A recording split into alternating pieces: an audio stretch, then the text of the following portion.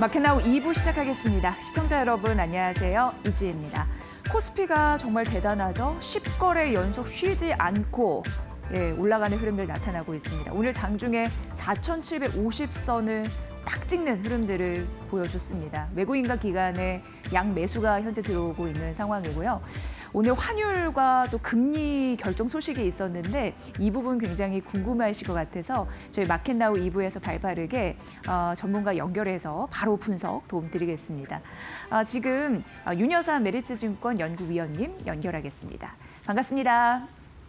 네, 안녕하십니까. 네, 위원님도 보셨다시피 지금 금통이 5회 연속 2.5% 기준금리 동결했고요. 뭐 예상대로였습니다. 어떻게 보셨습니까?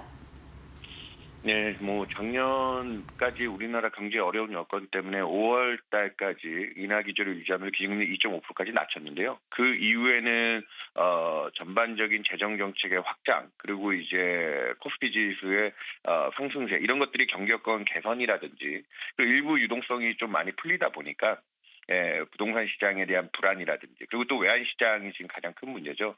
금융 안정이라는 측면에서 부동산과 환율에 대응을 해야 되다 보니까 통화 정책이 어려운 경기 여건을 좀 더 지원할 수 있지 않을까. 작년에 기준금리가 대략 한두 차례 정도는 더 인하할 수 있겠다라는 기대들이 형성돼 있었는데요. 그러지 못하고 금융 안정에 초점을 맞추면서 최근 개선되는 경기 여건 그리고 고환율에 따르는 물가도 올해 이제 2%대 초중반을 나타내고 있죠. 그런 요인들이 통화 정책의 휴지기, 금리 동결을 좀 장기화시키고 있다라고 보시면 될 것 같습니다. 네, 사실상 환율의 변동성을 많이 키울 수 없었던 결정적인 이유가 환율이 아니었나라는 생각이 드는데요. 위원님, 그동안 환율 상단이 꽤 높았는데 이제 미국 쪽에서 굉장히 이례적으로 한국 원화에 대해서 구두 개입을 했습니다. 그러면서 원화의 환율이 급하강하는 흐름도 보여줬었는데 이게 어떤 걸 의미한다고 보십니까? 네, 전일 원달러 환율이 1,480원까지 올라가면서 작년 이제 계엄 정국과 함께 작년 하반기 뒷단에 연말쯤에 가장 고점을 트라이하는 정도의 워낙 약세가 심화됐었는데요. 이게 이례적으로 개입했다라는 게 우리나라 국내 정부에서도 지금 환율 원화 안정 쪽에 펀더멘탈이라는 용어를 쓰죠. 그러니까 대략 우리의 지금 경상수지 흑자 규모가 사상 최대액인 1,000억 달러를 넘기고 있다든지 아니면은 이제 대외금리 차에 대한 부담을 일부 지적하시기도 하는데 미국은 금리 인하를 진행하고 있고 우리는 이제 통화정책이 휴지기 들어가면서 그런 금리 차에 대한 부담도 덜고요. 그리고 우리가 지금 해외 투자해놓은 달러 자산들 규모를 놓고 보면 우리는 순채권 국가로서 이제 그런 부분이 지금 단기적으로는 달러 수요 때문에 워낙 약세를 이어왔지만 우리가 보유하고 있는 달러 자산에 대한 안전성을 생각하면 펀더멘탈 상으로는 원화가 이렇게까지 약해지는 게 이례적이다. 여기에 이제 하나 결정적으로 작년에 한미 간의 관세 협상, 대미 투자를 진행하면서 이것도 실질적인 달러 유출에 대한 부담이 있지 않겠냐라는 쪽에 지적이 있었는데요. 전일 베센트 재무장관이 또 우리나라 구인철 부총리와 함께 회담 이후 요 원화 안정 대책을 얘기한 건 만약에 환율이 이렇게 불안하게 움직인다면 우리가 지금 미국의 연 200억 달러 정도 상한이죠. 그것도 다 한다는 게 아니라 투자 진행되는 금액에 거기에 맞춰서 들어가는 그 상한액 정도를 지출하지 못하는 부담이 생길 수도 있기 때문에 지금 펀더멘탈은 다른 미국의 경제 수장도 인정할 정도로 우리나라 환율이 그 여건 대비 지금 좀 워낙 저평가돼 있다. 그래서 대미 투자의 원활한 진행 여부도 봐줘야 되기 때문에 그런 측면에서 이례적인 구두 개입이 있었고요. 이건 비단 우리만의 문제가 아닌 바로 옆에 있는 일본도 마찬가지입니다. 일본도 지금 물가라든지 경영권 개선 측면에서 BOJ가 금리 인상을 하고 있지만 막대한 재정 지출에 따르는 엔화 약세 요인 그 부분을 또 어제 일본도 엔달러 환율이 160엔 정도 상단을 테스팅하면서 일본 재무성에 개입이 있었고 거기 관련돼서 또 베세트 재무장관이 엔화, 원화 이 두 통화의 약세 관련돼서 안정성 발언을 해줬기 때문에 대미 투자 관련된 주요한 이 두 나라들의 환율 안전성 미국한테도 상당히 중요하다. 그리고 이게 심리적인 문제가 크다고 보고 있기 때문에 그쪽에서 어느 정도 좀 제어해줄 수 있는 역할. 그래서 전일 1,480원까지 올랐던 환율이 지금 1,460원대로 좀 안정화시키는데 크게 일조를 했다라고 보고 있습니다. 네, 뭐 직관적으로 봐도 미국은 우리나라가 대미 투자를 따박따박 하는 걸 원할 텐데 환율 변동성 때문에 그게 쉽지 않으면 곤란을 겪을 테니 그런 부분으로도 어떻게 개입을 해서 환율 단을 좀 낮추려는 그런 의도가 아니었나라고 자연스럽게 인식이 됐습니다. 어쨌든 재무장관의 발언 이후에 환율이 반응했다라는 점 여러분 보시면 될 것 같고요. 그럼 위원님 앞으로 이 금리 같은 경우에는 고금리 그리고 고환율 이런 부분에 잘 발목을 잡혀서 계속적으로 금리 동결이 좀 장기화되는 것이 아닌가 이런 뭐라 그럴까요? 분석도 있는데 이에 대해서 어떻게 보십니까? 네, 저희도 작년 11월 금통위 이후 국내 이제 경기 여건이라든지 앞서 얘기 드렸다시피 이게 금리를 올린다고 원화가 절상되는 방향 쪽은 아니겠지만 금리를 낮췄을 때 원화가 좀 취약해질 수 있는 이게 심리적인 문제가 크다라고 보고 있기 때문에 그런 쪽에서 당분간 통화 정책은 좀 제한이 될 수밖에 없을 것이다. 인하를 하는 쪽에 좀 제약이 될 것이다라고 보고 있고 다행히 올해 우리나라 경기가 반도체 중심으로 개선되는 기대가 있기 때문에 그런 단에서는 금리 인하 기대가 좀 통제될 수 있는데 하반기 이 시클리컬 산업들 이 반도체 업황 같은 게 우리 수출 경기 측면에서 얼마나 안정적으로 유지되느냐 여부가 나중에 또 그때 이제 금융 안정의 환율과 부동산 문제들이 조금 어느 정도 가닥이 잡혔어야 될 것 같긴 한데요. 그런 쪽에 대한 안정성만 확보된다고 하면 올해 뒷단에서는 이제 경기 탄력이 내년도까지 계속 이어질 수 있는지 여부를 보고 통화 정책이 뭐 일각에서는 뭐 인상도 얘기하시지만 그쪽까지는 아닌 것 같고요. 전체적인 통화 정책은 중립 쪽에서 그래도 또 필요시 대응할 수 있는 룸을 확보하는 정도의 기대는 가져갈 수 있다. 그러니까 통화 정책은 휴지기가 좀 길어지긴 하지만 내년까지 시계를 넣고 봤을 때 완전히 우리나라가 통화 완화 기조가 끝났느냐 그렇게 단정지을 단계는 아니다. 이렇게 이해하시면 될 것 같습니다. 네, 인상적인 부분은 우리나라 반도체 강국으로서 그 힘이 얼마나 환율 등에 영향을 미칠지 좀 중요한 포인트다라는 게 와 닿았는데요. 이 부분도 잘 보셔야 될 것 같습니다. 금통위에서 기준금리 2.5%로 연 5회 연속 동결했습니다. 금통위 소식까지 발빠르게 전해드렸습니다. 윤여삼 위원님 잘 들었습니다. 네, 감사합니다. 네. 자, 오늘 코스피가 또 한 번 사상 최고치를 쓰면서 계속적으로 신고가 행진을 이어가고 있습니다. 4,750선 위. 앵커 브리핑 바로 이어서 살펴드리도록 하겠습니다. 오늘 전반적인 섹터를 봤을 때 이게 가장 눈에 띄지 않나요? 하나그룹주의 전반적인 강세, 인적 분할에 대한 이슈 이런 부분과 이제 맞물려서 진행이 되고 있습니다. 골자 이런 부분도 그렇고 하나에 대해서 어떻게 생각하는지 이런 부분이 궁금하실 테니까 좀 줄여서 말씀드리겠습니다. 하나가 이제 인적 분할로 쪼개지는 거거든요. 그럼 이제 첫째는 방산, 둘째는 금융, 셋째는 테크와 라이프 이런 부분으로 이제 갖게 된다. 독립이 된다. 이게 이제 하나의 골자가 되겠고요.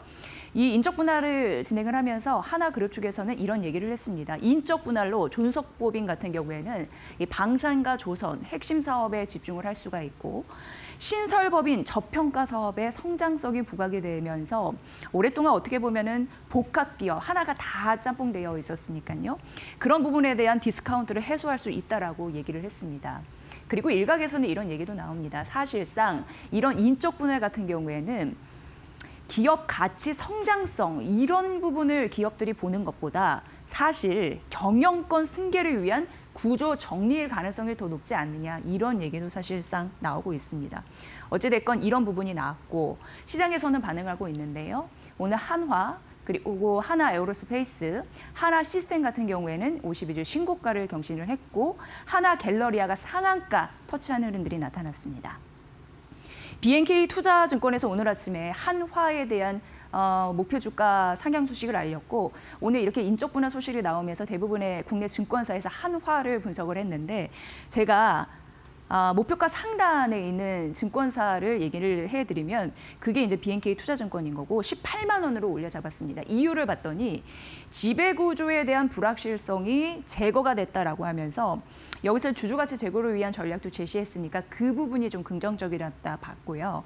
수익성 개선에 대한 여지가 충분하다라고 보면서 분할은 가치 희석이 되지 않는다라고 하면서 좋게 평가했고 목표 주가를 상향했고 대부분의 증권사에서 긍정적으로 판단하는 듯 했습니다. 6월 임시 주총을 거쳐서 7월 중 완료가 될 것으로 인적 분할 과정은요. 이렇게 보시면 될 것 같고요. 오늘 전반적으로 하나그룹주 상승하고 있다는 점 말씀드리고요. 오늘 한 10시 9분 정도 지나고 있는데 시장 상황 듣고 나서 바로 앵커 브리핑 진행하겠습니다. 김윤주 캐스터 전해주세요. 네, 오늘도 우리 시장은 사상 최고치를 경신하면서 1월 들어서만 9거래일 사상 최고치를 넘어섰고요. 4,754포인트까지 지금 고점을 높이고 있습니다. 코스피 같은 경우에는 10거래일 연속 상승세를 이어가면서 정말 강한 모습을 보여주고 있는데 미국 시장이 2거래일 연속으로 쉬어감에도 불구하고 코스피는 오늘도 오르고 있습니다. 이 안에서 자세한 종목별, 업종별 상황 트레이딩 뷰를 통해서 만나보도록 하겠습니다. 오늘 하나그룹주가 정말 좋습니다. 어제 인적 분할을 발표하면서 오늘 기업 가치가 재고됐다라는 증권사의 분석이 많이 나오고 있고요. 하나 같은 경우에는 지배구조 개편으로 오늘 큰 폭으로 오르고 있는데요. 일단 하나는 오늘 주가가 어제 25%가량 급등했는데 오늘도 추가적인 상승세 붙으면서 1.4%가량 오름세를 보이고 있습니다. 하나와 함께 하나 갤러리아도 상한가를 어제 이어 오늘도 터치했고요. 하나 관련된 그룹주 일제히 오르는 가운데 하나 에어로스페이스도 1%대 상승, 하나 오션도 3%가량 오르고 있습니다.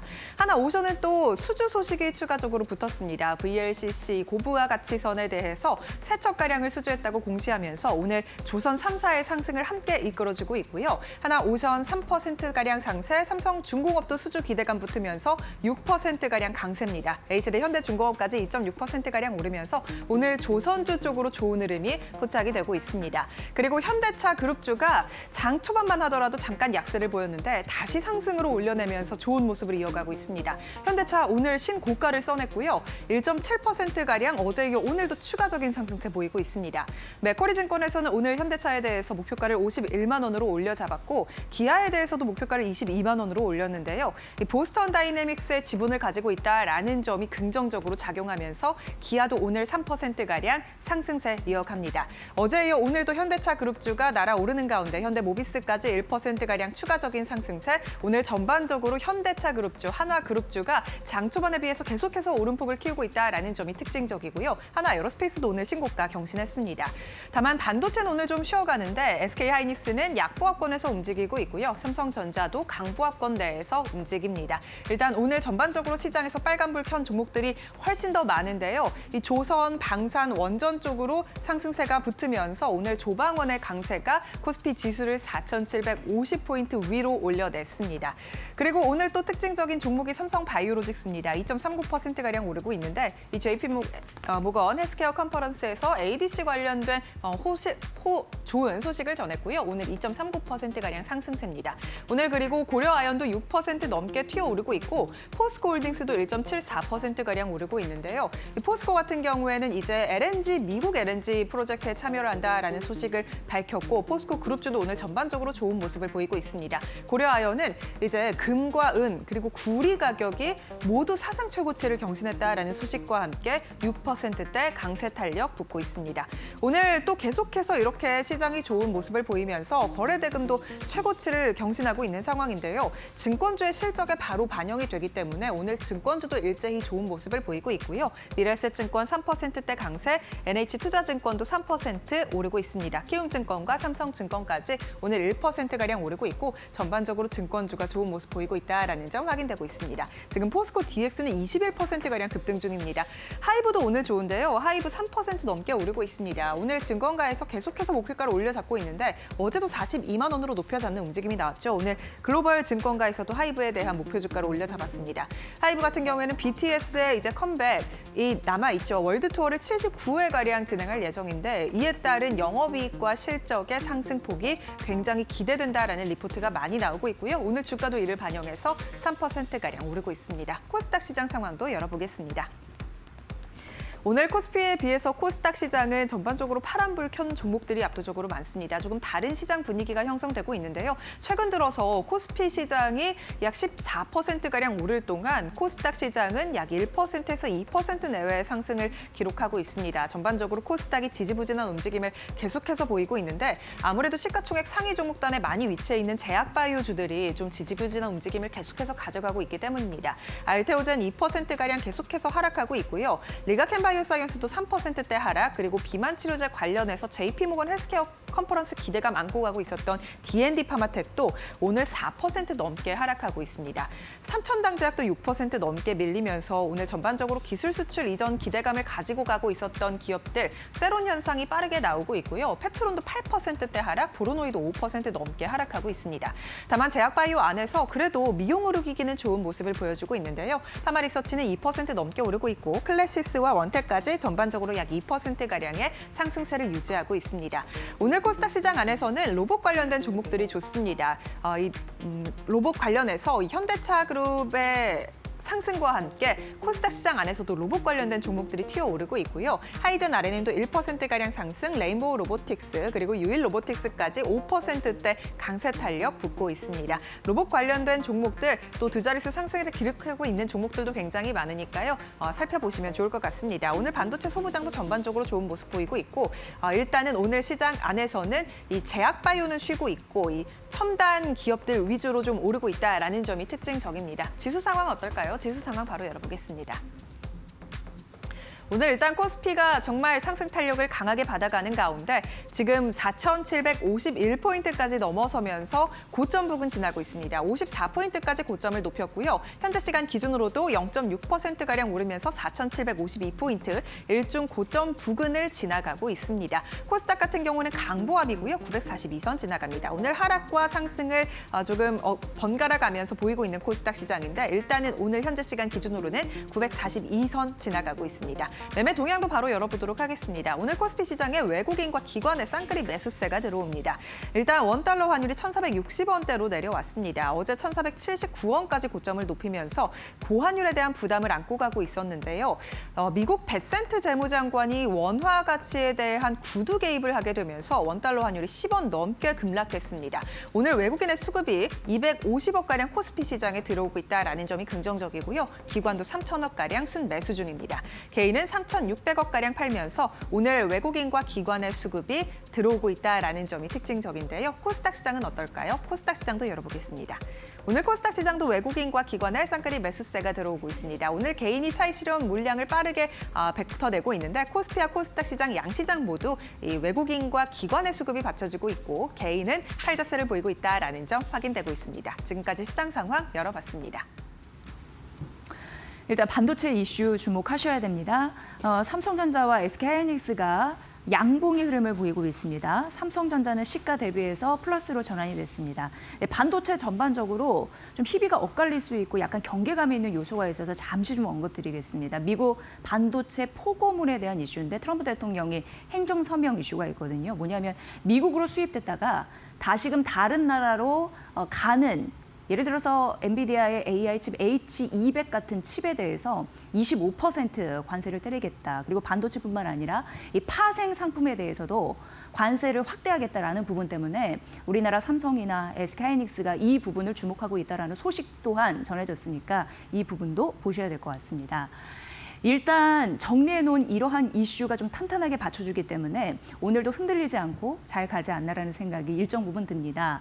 샌디스크 얘기로서 시작을 해볼 텐데요. 샌디스크는 메모리 하드 업체 되겠습니다. 그런데 노무라증권이 이 샌디스크가요, 기업용 SSD용 낸드 가격을 인상한다라고 예고하는 그런 자료를 내면서 어떻게 보면 투자 심리 이런 부분에서 조금 더 탄력을 줄 수 있는 재료가 공개가 됐다라고 보시면 될 것 같고요. 노무라가 뭐라고 얘기했냐면 1분기 중에 전 분기 대비해서 100% 이상의 수준이 될 수 있다라고 예고를 했습니다.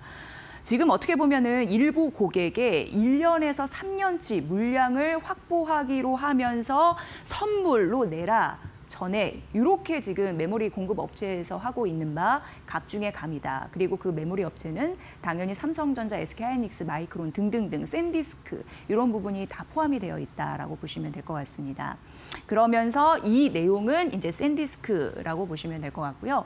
가격 상승 압박이 내년까지 지속될 가능성을 언급을 하면서 지금 증설에 대한 제한이 걸려 있기 때문에 오히려 희소 가치가 부각이 된다라는 얘기를 했고요. 그래서 구글, 아마존, 마이크로소프트 같은 경우에는 이렇게 가격을 올리니까 고가이고 선불 전액 결제하라는 요구에도 불구하고 물량 확보를 위해서 이거를 검토하고 있다라는 내용을 노무라 증권이 전한 겁니다. 지금 지속적으로 기업용 낸드 플래시 공급 부족 현상이 나타나고 있다고 하는데요. 왜냐하면 반도체 업체들이 AI 시대가 되면서 데이터 센터를 건설하려고 하는 수요 때문에 조금 더 고부가 가치인 HBM에 투자하려고 하는 그런 열기가 세다 보니까 상대적으로 낸드 플래시 이쪽에 대한 공급은 바짝 말라가고 있는 그런 상황입니다. 그런 부분에서요. 그래서 이러한 일련의 흐름들을 봤을 때 사실 삼성전자와 SK하이닉스 역시 샌디스크와 비슷하게 가격 인상에 대한 명분을 확보했다라는 그런 분석 기사들도 나오고 있는 상황입니다. 그러면서 역대급 실적이 가능할 것이다라고 예고가 되고 있는 상황이고요.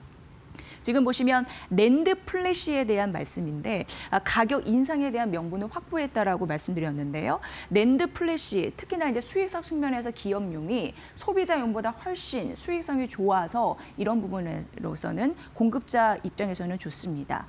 그 비중을 또 살펴보면은 앞서서 샌디스크 말씀드렸는데 작년 3분기 기준으로 5%밖에 되지 않는데요. 기업용 낸드 플래시 같은 경우에 그런 비중을 따졌을 때 삼성전자가 35%, SK하이닉스가 26% 절대적으로 샌디스크보다 많은 비중을 차지하고 있어서 가격 인상 명분을 확보한 삼전 SK하이닉스에 수혜가 더 오지 않겠느냐라고 예측을 할 수 있는 그런 요소입니다.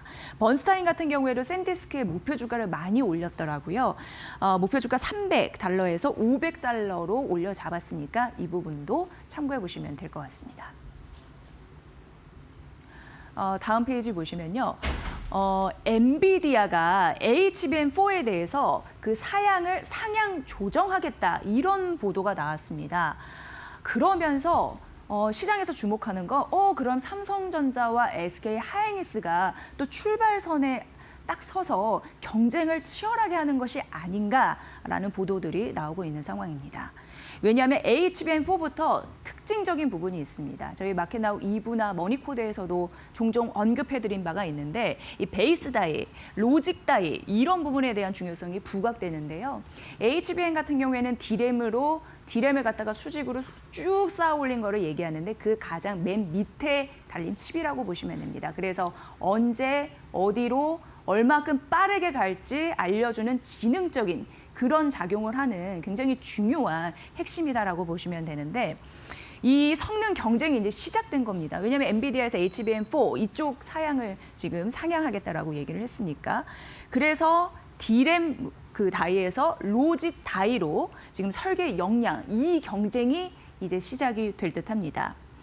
지금 성능 개선 작업에 돌입했다라는 얘기도 나오고요. 그런데 여기서 볼 거는 삼성전자와 SK하이닉스가 처한 환경 이런 부분을 보셔야 됩니다. 일단 삼성전자 같은 경우에는 이 로직 다이에 대해서 해당 기술을 자체적으로 보유하고 있는 부분이 있습니다. 그래서 일부 기사에서는 오히려 삼성전자가 이 이슈 때문에 조금 더 우위 경쟁에 있는 것이 아니냐라는 보도도 있었습니다만 SK하이닉스 같은 경우에는 대만 TSMC에 전적으로 의존을 하고 있는데요. 여러분 아시다시피 TSMC는 일거리가 너무 넘쳐납니다. 고객사도 많고요. 그래서 어떻게 보면 로직 다이에 대한 설계 부분을 좀 만들어주는 그런 부분이나 아니면 그런 부분을 확장하는 데에서 여력이 좀 딸린다, 좀 후에 배치되지 않겠느냐 이런 생각을 하는가 봅니다. 파운드리 물량 소화가 너무 어떻게 보면은 지금 빠르게 해달라는 고객사 주문이 있기 때문에 SK하이닉스의 요구를 과연 들어줄 수 있을까에 대한 의문을 지금 시장에서 한다는 거고요.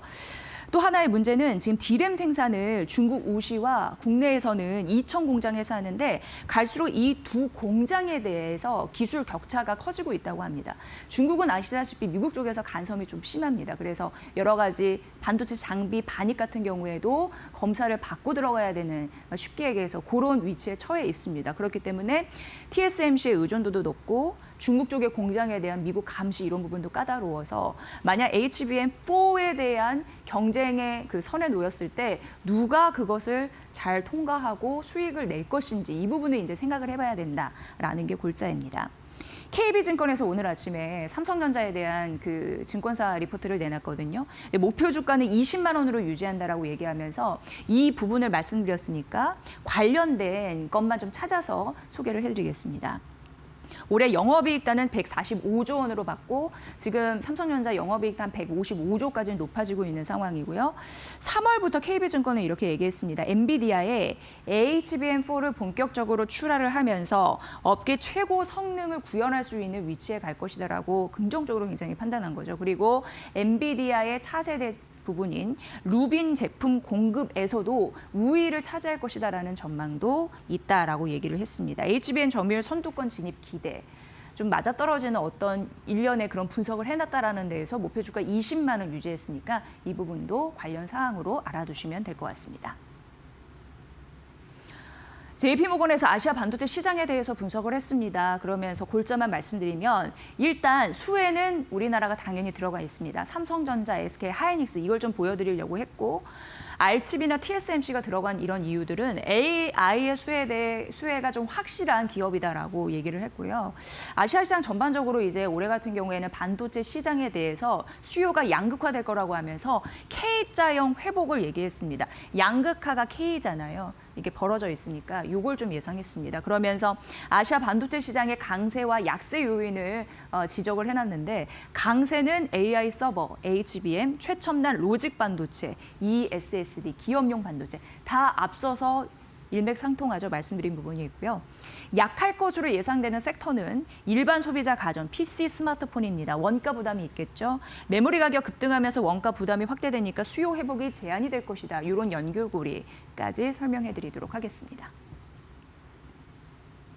오늘 삼성바이오로직스가 52주 신고가를 경신을 했습니다. 그러면서 오늘 JP모건 헬스케어 이후에 이혜진 대표와 함께 오늘 전격 분석해 드릴 건데요. 삼성바이오로직스가 3대 성장 전략에 대해서 제시를 했더라고요. 그것을 JP모건을 그 분석을 따서 언급을 해드리도록 하겠습니다. JP모건은 삼성바이오로직스의 목표 주가를 260만 원으로 했고 비중 확대 유지 전략을 내세웠습니다. 왜냐하면 글로벌 최대의 CMO 기업이고 제약사 공급망이 다변화될 것으로 그 수혜를 받을 것이다라고 예상을 했고 워낙 자금이 좀 풍부하다 보니까 적기에 증설할 수 있는 능력이 있다라고 하면서 이것을 내세웠습니다. 지금 JP모건 헬스케어에서 삼성바이오로직스가 내세운 3가지 성장 전략 중에 첫 번째는 생산 능력 되겠습니다. 이미 작년 4월에 5공장 가동했고요. 그러면서 일반 바이오 의약품뿐만 아니라 항암제 이런 부분으로 이제 포함이 되면서 이런 부분 이제 가동이 되고 있고 올해 미국 공장 인수 완료가 3월에 됩니다. 그리고 6공장 착공 이런 부분도 예정이 되어 있습니다. 게다가 추가적으로 지속적으로 생산 능력을 해파를 확장하는 그런 이슈들이 있습니다. 2032년까지 공장 2개를 추가적으로 건설하겠다라는 부분이고 2034년까지 멀티 모달리티 지원의 바이오 캠퍼스 뭐냐면 여러 가지 신약을 한꺼번에 만들 수 있는 개념이라고 보셔도 크게 틀리지는 않는데 그 부지를 7조 원 투자해서 확보하겠다라는 그런 전략을 내세웠습니다. 두 번째는 포트폴리오를 다각화한다고 합니다. ADC, 항암, 그리고 다중특이항체라고 해서 이 부분 좀 잘하나 봅니다. 그런데 고성장 분야는 집중하고 잘 안 되는 건 과감하게 좀 줄이는 그런 전략을 선택했다라는 얘기이고요. 지금 전반적으로 보면은 만들어주는 거에서 직접 설계를 하면서 전반적인 과정에 개입하는 위탁 개발 이런 부분에 더해서 사람을 대상으로 해서 임상하는 그런 부분까지 확대하는 원스톱 서비스를 강화하겠다라는 의지도 피력을 했습니다. 세 번째는 지리적 거점 확정인데요. 지금 미국 생산의 거점을 확보하는 게 굉장히 중요하잖아요. 아메리카 퍼스트, 미국 트럼프 대통령의 그런 의중을 좀 반영해서요. 그런 공급 안정성 강화에도 노력을 하겠다라는 부분과 더불어서 영국의 글로벌 제약사가 있습니다. 줄여서 GSK의 미국 메릴랜드 제조시설을 인수한 이슈 이런 부분도 언급을 했습니다. 작년 매출 성장률 30%로 예상한다라고 하는데 21일 날 실적 발표 있습니다. 중요할 것 같은데 그때 잘 분석을 또 해드리겠습니다. 그리고 영업이익률 같은 경우에는 24년도 38%에서 작년 45% 정도 이런 부분이 있을 것이다라고 언급을 했는데 신규적으로 수주기회 확대에 대한 가능성 긍정적으로 바라봤네요. 이런 부분도 잘 참고해 보시면 될 것 같습니다. 자, 그리고 오늘 조선주가 굉장히 강합니다. 특히 눈에 띄는 건 삼성중공업이었습니다. 오늘 DS투자증권에서 삼성중공업에 대해서 목표주가 상향 소식이 있었더라고요. 42,000원으로 올려 잡았는데 이게 군함에 대한 매력을 뛰어넘을 수 있는 FLNG 이거를 좀 강력하게 외쳤습니다. 부유식 LNG 시설이라고 해서 가스 뽑아내서 생산해서 선적하는 한꺼번에 되는 그런 시스템이라고 보시면 될 것 같고요. 여기 보시면 해외 군함 수주에 준하는 수익성을 언급을 했습니다. 올해 FLNG 4기 수주 예상이 된다라는 부분과 더불어서 해양 플랜트 수주 잔고 110억 달러 전망이 한다라고 얘기를 했고요. 내년에도 또 추가적으로 이런 이슈가 있더라고요. 연간 2기 수주, 그런데 아르헨티나나 아니면 수리남 이쪽의 가능성을 염두에 둬라라는 부분이 있었고요. 2028년 FLNG 영업 이익률 같은 경우에 20%나 된다고 합니다. 이게 이상을 넘지 않을까라는 가능성도 언급해서 이런 부분을 좀 적어놨습니다. 물론 이런 부분으로 우려하시는 분들도 계시더라고요. 연간 생산 능력이 좀 제한되지 않느냐. 한 2에서 한 2.5 정도? 그 정도밖에 되지 않느냐라는 부분이 있는데 결론적으로 DS투자증권의 의견이 뭐냐면 상선 도크를 효율적으로 활용하면 크게 문제 없다라고 파악하는 것으로 보였습니다. 그리고 삼성중공 같은 경우에 마스카 관련 협력도 좀 활발하다라는 이유를 제시했는데요. 그 수많은 리포트 중에 그런 이런 골자만 좀 뽑아드렸으니까 참고해 보시면 될 것 같습니다. CLSA 해외 쪽에서 HD 현대중공업과 HD 한국조선해양에 대해서 리포트를 내놨고요. 어제 HD 현대중공업이 52주 신고가 갔었죠. 그래서 여기 보시면 HD 현대중공업을 더 강하게 본 겁니다. 여기 시장 수익률을 강하게 웃돌 가능성에 대해서 언급을 했고요. 84만 7천 원 유지한다라고 했습니다. 그러면서 HD 현대중공업이 좋은 이유는 LNG 그리고 특수선의 최대 수혜주이다라고 언급을 했고요. 밸류 같은 경우에도 그래서 목표 주가를 산정할 때 과거 사이클 고점 2005년에서 10년 동안 그런 부분을 적용했다라고 밝혔습니다. HD 한국조선해양, HD 현대중공업 대비해서 투자 의견이 약간 여기가 더 센 느낌이 있지만 그래도 같이 언급해서 59만 2천 원 됐고요. 지주자 디스카운트에 대한 요인은 좀 존재하나 자회사 쪽 수익성이 개선이 돼서 이를 상쇄할 만한 그런 느낌이 있다라고 언급을 했습니다. 그리고 HD 현대그룹 같은 경우에는 조선사 관련인데요. CEO 인베스터데이 이런 부분에 대해서 언급된 부분이 있는데 올해 전망이 다소 보수적일 가능성이 있다고 합니다. 왜냐하면 환율도 있고 후판 가격이 오른 흐름도 있고 그런데 그럼에도 불구하고 특수선, 미국 해군 그 잠수함 이런 부분, 함정 이런 부분에 대해서 얼마든지 기회가 있다라고 긍정적으로 표현을 했고요. LNG 운반선 최종 투자에 대해서 앞으로 그 결정이 재가동될 가능성이 있다고 합니다. 재개가 될 가능성이 있다고 합니다. 그런 부분도 눈여겨보시길 바랄게요. 네, 마지막으로 하이브 보도록 하겠습니다. 하이브가 이제 이걸 확정했습니다. 월드 투어에 대한 대략적인 그런 골개를 말하면서 키움증권에서 목표 주가를 거의 최상단입니다. 45만 원으로 올려잡았더라고요. 그러니까 기존 목표가는 38만 원이었는데 45만 원까지 올려잡았다라는 부분입니다. 그러니까 BTS 월드 투어가 일정을 발표했는데 올해 70회 그리고 내년 9회 그렇게 해서 일단 79회 되겠고요. 일본 중동 포함해서는 총 90회까지 가능하다라는 계산이 나오나 봐요. 그러면서 올해 기준 최대 모객을 봤더니 430만 명 정도 이렇게 좀 예상이 되고 K-팝 역사상 최대이다라고 얘기를 했습니다. 올해 영업이익은 1년 사이에 1000%가 늘 가능성을 언급을 하면서 이뿐만 아닙니다. 대형 팝업 스토어가 있고 MD 굿즈 판매 있고 그리고 신규 콘텐츠 음반 판매 있고 이러다 보니까 긍정적인 수익성 이런 부분에서 크게 점수를 매겼습니다.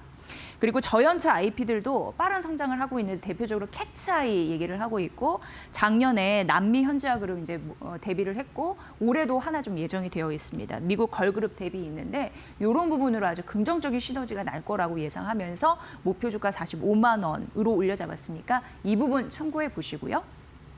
하나 더 말씀드리면 골드만삭스에서 역시 같이 분석을 했는데 40만 원 유지했습니다. 그러니까 BTS 월드 투어 확정한 이후에 나온 보고서라고 보시면 되고요. 여기서 보면 공연이 20회 추가됐다라고 얘기를 하잖아요. 그러면서 티켓 매출 3천억 원이 늘 것이다라고 봤습니다.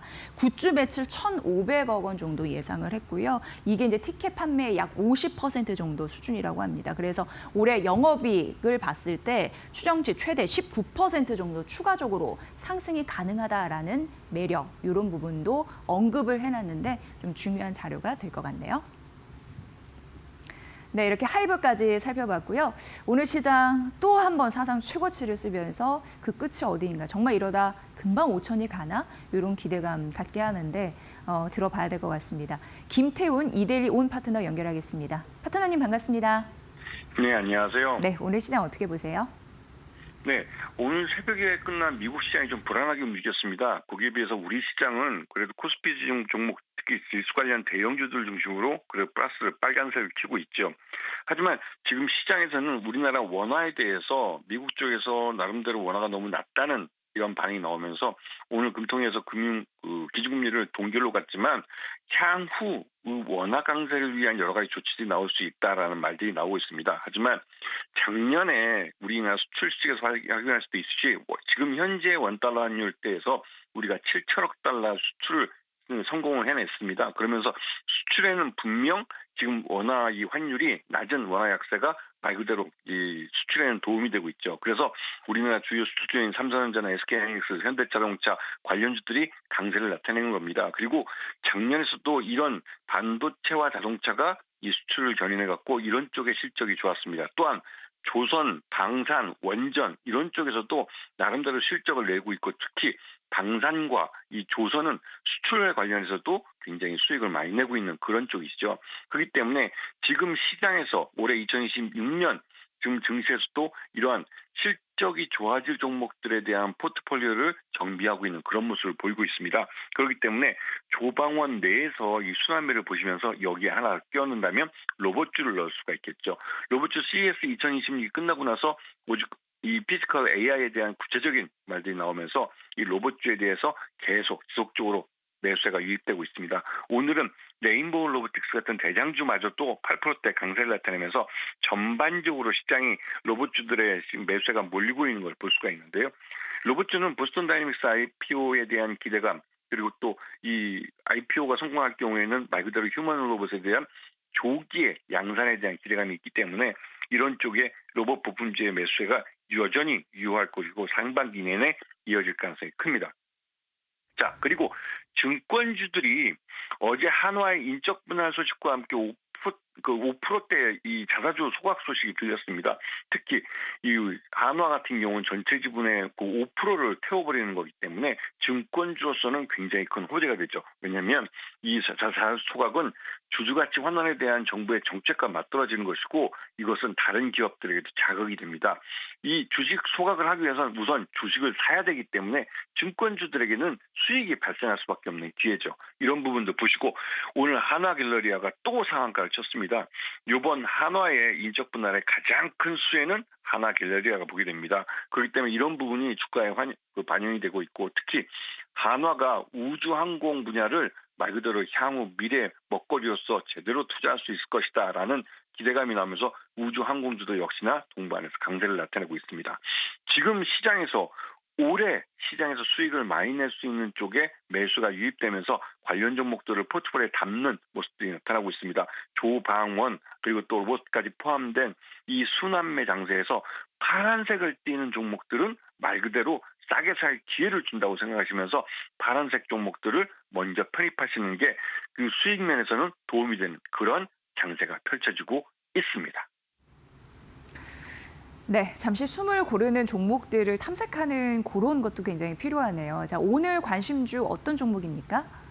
네, 모티브링크라는 회사가 있습니다. 이 회사는 현대차의 전동화에 가장 큰 수혜를 보는 종목인데요. 현대차와 거래를 하고 있고 그리고 이 회사가 갖고 있는 기술력 이 S&P나 이런 쪽에 관련된 기술력들은 장기적으로 지금 현재 현대차의 전동화뿐만 아니라 이런 이 응용 분야인 드론이나 또 인공위성, 국방 부품, 또 UAM, 로봇 산업까지도 영향을 미칠 수 있는 그런 전장 부품들을 갖고 있기 때문에 모티브링크 같은 경우는 실적이 개선되면서 이를 주가에 반영하는 흐름이 올해 1년 내내 나타날 가능성이 큽니다.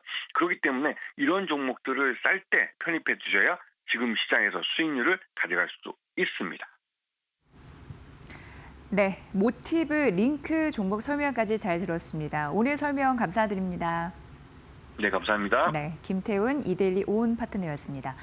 JP모건 헬스케어에 대한 관심이 뜨겁습니다. 바로 이어서 전격 분석해 드릴게요. 잠시만요.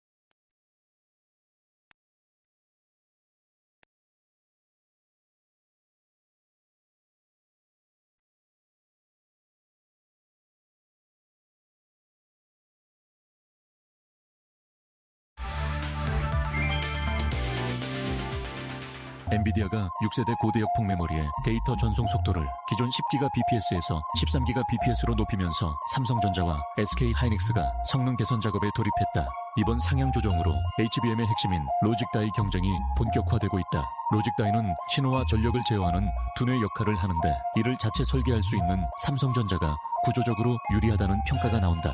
반면 SK하이닉스는 해당 기술을 대만 TSMC에 전적으로 의존하고 있어 생산 차질 우려가 제기된다. 특히 TSMC가 AI 반도체 수요 급증으로 로직다이 생산 라인 확충에 어려움을 겪는 점이 부담으로 작용한다. 여기에 중국 우시 공장을 중심으로 한 SK하이닉스의 공정 전환 지연 가능성도 지적된다. 미국의 대중 반도체 제재로 장비 반입 절차가 까다로워지면서 첨단 공정 업그레이드가 제한될 수 있다는 분석이다.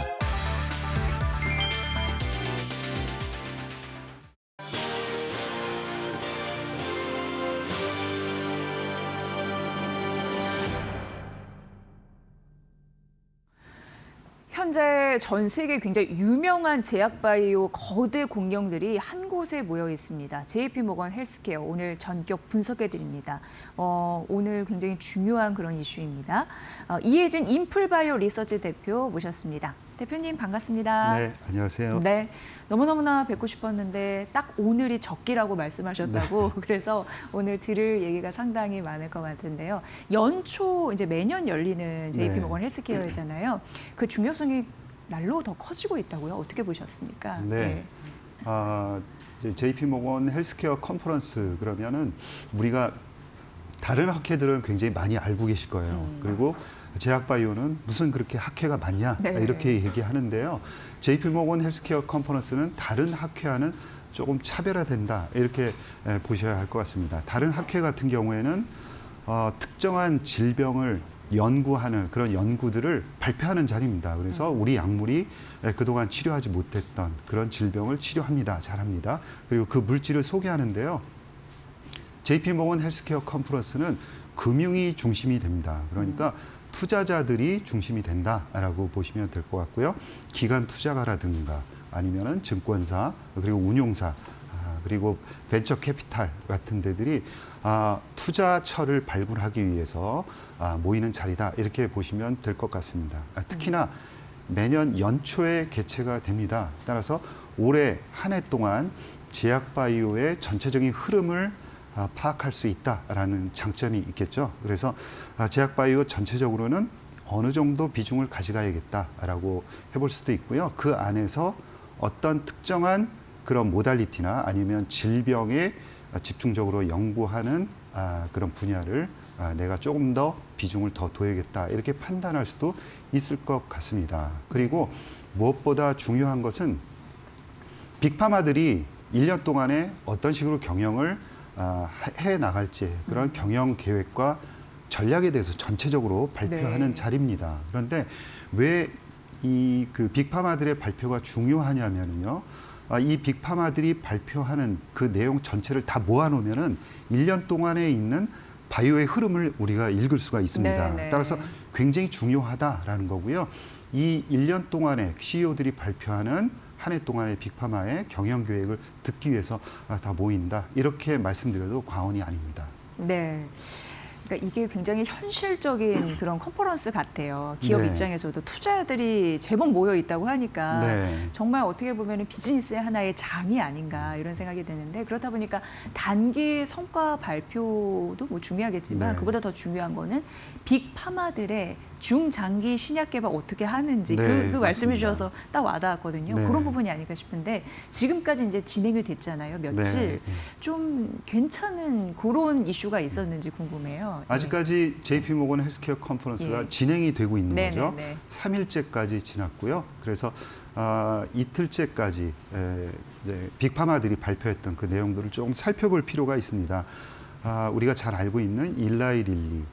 일라이 릴리 같은 경우에는 큰 주제로 한 2개 정도를 꼽았습니다. 첫 번째는 비만 치료제, 그 중에서도 경구용 비만 치료제가 나왔기 때문에 이 경구용 비만 치료제가 미칠 파장 이런 것과 일라이 릴리 비만 치료제만 하는 게 아니라 항암제도 하고 있어요 라는 이야기를 했는데요. 그 4개의 임상 3상을 현재 항암제에서 진행을 하고 있다라고 이야기를 하고 있습니다. 특히나 이 비만 치료제 쪽에서는 굉장히 공을 들이고 있는데요. 전임상 단계에 있는 물질만 34개입니다. 그런데 조금 살펴봐야 하는 게 근손실 감소라든가 아니면 동반 질환을 같이 치료하는 그런 비만 치료제를 열심히 연구하고 있다. 이런 점을 좀 눈여겨봐야 할 것 같고요. 전체적으로 보면은 M&A를 굉장히 활성화하고 있다. 그리고 기술 이전을 활성화하고 있다라고 이야기를 합니다. 9일 만에 새로운 계약을 체결한다라는 거예요. 9일에 하나씩 체결한다. 그러니까 기술 이전과 M&A를 굉장히 활발하게 하는데 대형 규모를 하는 게 아니라 볼트온 전략, 그러니까 소규모 아니면 중규모의 40억 달러 이하의 그런 그 특정한 그런 분야를 조금 더 연구 개발을 잘하기 위한 M&A를 진행을 하고 있다. 이렇게 봐야 할 것 같고요. 화이자 같은 경우에도 2가지 포인트입니다. 작년까지는 연구보다는 오히려 구조조정에 좀 집중을 했는데요. 올해는 M&A 그리고 R&A에 집중을 하겠다. 이렇게 얘기를 하고 있고요. 그동안 이제 코로나 시기에 돈을 벌어서 시젠이라는 ADC 하는 회사를 이제 샀습니다. 그 ADC에서 특별한 성과를 거두겠다라고 이야기를 했고요. BMS라는 빅파마 같은 경우에는 AI를 강조를 했습니다. 그래서 AI를 R&D 엔진에 완전히 통합을 하겠다. 그런 원년으로 삼아서 신약 물질 발굴 기간을 앞당기면서 그리고 임상 성공 확률을 높이겠다 이렇게 이야기를 했습니다. 그리고 노바티스 같은 경우에는 특징적인 게 이 모달리티를 이야기를 했는데요. 원래 노바티스가 잘하고 있던 방사성 의약품에다가 RNA를 추가를 했습니다. 그래서 RNA도 관심을 가져야겠구나. 로슈 같은 경우에는 올해 그동안 못했던 기술 이전이라든가 M&A를 적극적으로 하겠다라고 이야기를 했습니다. 지금 장황하게 말씀을 드렸는데 좀 정리를 해보면 여전히 비만 치료제 관련해서는 관심이 크고 세분화가 진행이 되고 있다라는 거고요.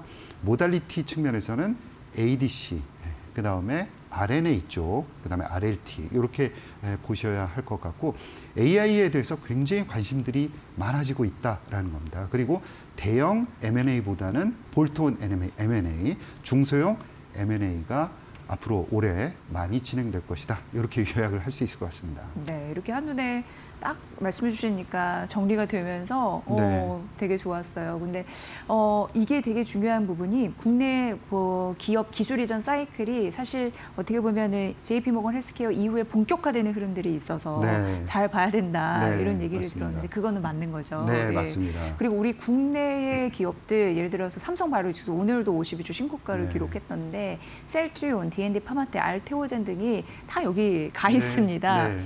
그런 의미에서 올해 뭐 사업 계획이나 전략 이런 부분을 구체적으로 밝힌 데인데 좀 인상적인 기업들 우리가 봐야 할 네. 기업들 좀 네. 꼽아주세요. 네. 예. JP모건 헬스케어 컨퍼런스에서 전략을 발표한 회사는 삼성바이오로직스하고 셀트리온 대형 이제 종목들이 발표를 했습니다.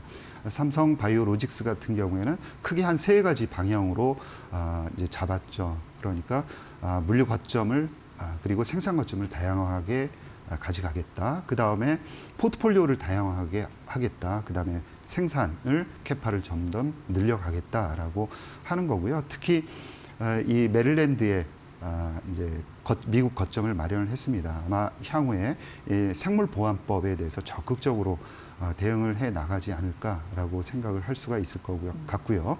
그 다음에 비만 치료제 GLP-1 계열의 펩타이드를 이제 생산할 수 있는 생산 거점을 미국에 또 마련을 하겠다 이렇게 이야기는 하고 있지만 워낙 이제 가격이 비싸다 보니까 어려움을 겪을 것이다 이렇게 예측을 하고 있습니다. 그리고 모달리티 측면에서는 기존에 이제 항체 치료제에 집중을 해왔는데요.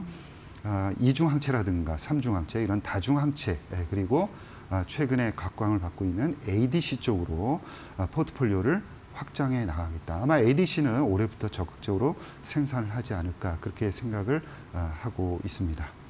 네. 그리고 셀트리온 같은 경우에는 바이오시밀러에서 네, CDMO 예. 쪽으로 확장해 나가겠다 이렇게 이야기를 하고 있고요. 아마 신약 개발 쪽에서도 ADC라든가 이중 항체 쪽에 플랫폼을 가지고 신약 개발 쪽에 또 역점을 두겠다 그런 점도 강조를 했습니다. D&D 파마텍하고 또 알테오젠 같은 경우에는 이제 아시아 트랙에서 이제 발표를 하게 될 텐데요. D&D 파마텍 같은 경우에는 DD01 마시 치료제 임상 이상 중간 결과 발표가 있어서 굉장히 중요하다라고 볼 수가 있고요. 메세라의 파트너인 메세라가 화이자에 인수되면서 화이자하고의 그런 향후의 협업 이런 내용도 좀 기대를 해봐야 될 것 같습니다. 그리고 알테오젠은 이제 그 리더십이 바뀌었기 때문에 새로운 첫 그 무대다 이렇게 볼 수가 있습니다. 그래서 기존의 키트루다 SC 이외에 ADC 쪽으로 확장해 나가는 기술 수출에 대해서 강조를 할 것으로 그렇게 예상을 하고 있습니다. 네. 그 알테오젠은 살짝 그동안에 잡음도 있어서 네. 어떻게 또 얘기하느냐가 굉장히 네. 주목을 받지 않을까 맞습니다. 이런 생각도 듭니다. 예. 그리고 JP모건 헬스케어인데 엔비디아가 또 주목을 받았습니다. 네, 네. 그러면서 일라일리와 계약 협약, 네. 계약 그 협상 소식 이런 부분을 알렸는데 네. 그러니까 AI 플랫폼을 갖다가 바이오도 삼키겠다라는 의지가 갖고 있구나 이렇게 느꼈거든요. 네. 대표님 어떻게 보셨습니까? 굉장히 중요한 의미가 또 담긴 것 같아요. 중요한 의미고요. 예. 사실 올해 화두가 이 바이오 쪽에서 AI가 될 것 같습니다. 그래서 그렇게 보는 이유는 올해 들어서 1월 달에 10일까지 4개의 M&A 그리고 4개의 기술 이전이 되었는데 이 기술 이전 4개 중에서 3개가 AI 관련한 겁니다. 네. 그러니까 AI가 과거에는 그냥 탐색만 했었는데 이제 바이오 쪽으로 완전히 깊숙이 들어오는 한 해가 될 것이다. 네. 이렇게 보고 있습니다. 그래서 일라이 릴리가 가지고 있는 아주 최고급의 방대한 양의 그런 임상 데이터, 그다음에 엔비디아가 가지고 있는 바이오니모라는 신약 개발 플랫폼 이 두 개가 합쳐진 건데요. 결국은 얼마나 빠른 시간 내에 신약 물질을 발굴하냐가 아주 주된 포인트가 되지 않을까 생각을 하고 있습니다. 이 외에도 뭐 여러 그 AI와 관련한 이야기들이 나왔습니다. 그러니까 구글 아이소모픽 랩스하고 노바티스의 연구 성과라든가 이외에 화이자라든가 암젠 같은 회사가 말씀드린 대로 연초에 AI를 통해서 임상 성과를 잘 낼 수 있는 환자만을 추출해내는 그런 AI 기업과 협업을 체결을 했습니다. 따라서 기존에 이 AI가 과연 바이오 쪽에 먹힐 것이냐 이런 탐색이 있었다 그러면 2025년도까지 이제 2026년도는 완전히 적용하는 모두 적극적으로 받아들이는 그런 한 해가 될 것이다. 우리가 예측을 해볼 수 있습니다. 네. 그럼 이 방송을 보시는 많은 분들이 궁금해하시는 그 질문, 제약바이오 탑픽은 과연 무엇이 될 것인가? 네. 대표님 어떻게 보세요? 예. 지금 말씀드린 그 내용 중에 우리가 네. 골라야 될 것 같습니다. 예. 그래서 다 연결돼 있다라고 생각을 하고요. 이중 항체라든가 또 ADC, 그 다음에 비만 치료제 놓칠 수가 없습니다. 그래서 이런 세 가지 영역에 잘 하고 있는 그 중에서도 글로벌 경쟁력을 가지고 있으면서 임상 성과를 잘 내고 있는 예를 들어서 ABL 바이오라든가 리가캠 바이오, 그 다음에 큐리언트라든가 또 올해 다양한 임상 성과를 발표하는 한미약품 등을 들 수 있을 것 같습니다. 네. 그리고 하나하나씩 좀 설명을 해주시겠어요? 잠시. 네. 예, 포인트를. 예. 네. 자, 포인트를 예. 설명을 드리면은 ABL 바이오 같은 예, 경우에는 예. 역시 이중 항체 플랫폼입니다. 뇌로 뿐만이 아니라 퇴행성 뇌질환을 타깃한 뇌로 약물을 보내는 것뿐만이 아니라 근육이라든가 지방 쪽으로 원하는 약물을 보내서 질병을 치료할 수 있는, 그래서 범위를 확장시키고 있다. 이게 포인트가 될 것 같고요. 네. 이제 어제 저녁에 그 파트너사죠. 컴패스가 발표를 했습니다. 그래서 ABL001 담도암 치료제 임상 2, 3상 결과 발표를 3월 경에 발표를 하겠다. 이렇게 이야기를 하고 있는데요. 아마 중요한 그런 주가의 변동 그런 시점이 되지 않을까 그렇게 보고 있습니다. 그리고 리가캠 바이오 같은 경우에는 전체적으로 ADC라는 게 항체와 페이로드입니다. 그런데 이 중간에 이제 링커가 끼고요. 링커의 우수성은 우리가 잘 알고 있는데 이 항체 그리고 페이로드에서 워낙 잘 포트폴리오를 갖춰가고 있습니다. 따라서 이제 2026년도에는 아주 중요한 성과들을 만들어낼 것이다. 이렇게 보고 있고요. 큐리언트 같은 경우에는 이중 페이로드, 특히 Q901이 이중 페이로드에서 전임상에서 긍정적인 데이터를 발표했기 때문에 아마 기술 이전에 대한 소식도 우리가 기대를 해볼 수 있지 않을까 생각을 하고 있습니다. 그리고 한미약품 같은 경우에도 비만 치료제 쪽에서 워낙 이제 올해 많은 이슈들을 가지고 있고요.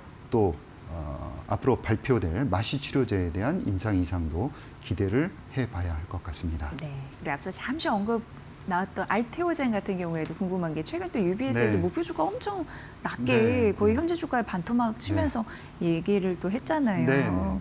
괜찮을런지 그 부분까지 좀 마무리 말씀 부탁드릴게요. 예. 네, 알테오젠과 관련해서는 가장 중요한 게 키트루다 관련한 이 특허 문제입니다. 그런데 뭐 한마디로 말씀드리면은 이 특허 문제는 원만히 해결될 가능성이 매우 높다라고 생각을 하고 있습니다. 독일에서 일부 문제가 되고 있지만 유럽으로의 확장 가능성은 적다 이렇게 보고 있고요. 키트루다 SC의 상업화에는 문제가 없다라고 생각을 하고 있습니다. 그리고 ADC로의 확장이 대단히 중요하다라고 생각을 하고 있고요. 아마 올해 2월 그리고 중반 이렇게 가면서 알테오젠과 관련한 중요한 이벤트들이 있습니다. 이 부분들을 잘 클리어하면서 꾸준하게 플랫폼 기업으로 성장해 나갈 수 있지 않을까 그렇게 보고 있습니다. 네. 지금 진행되고 있는 JP모건 헬스케어에 대해서 한눈에 정리를 잘 해주시고 분석 그리고 투자에 대한 종목까지 언급해 주셔서 잘 들었습니다. 네. 오늘 이 시간 이혜진 인플바이오 리서치 대표님의 분석으로 함께하셨습니다. 대표님 감사합니다. 네, 고맙습니다. 네.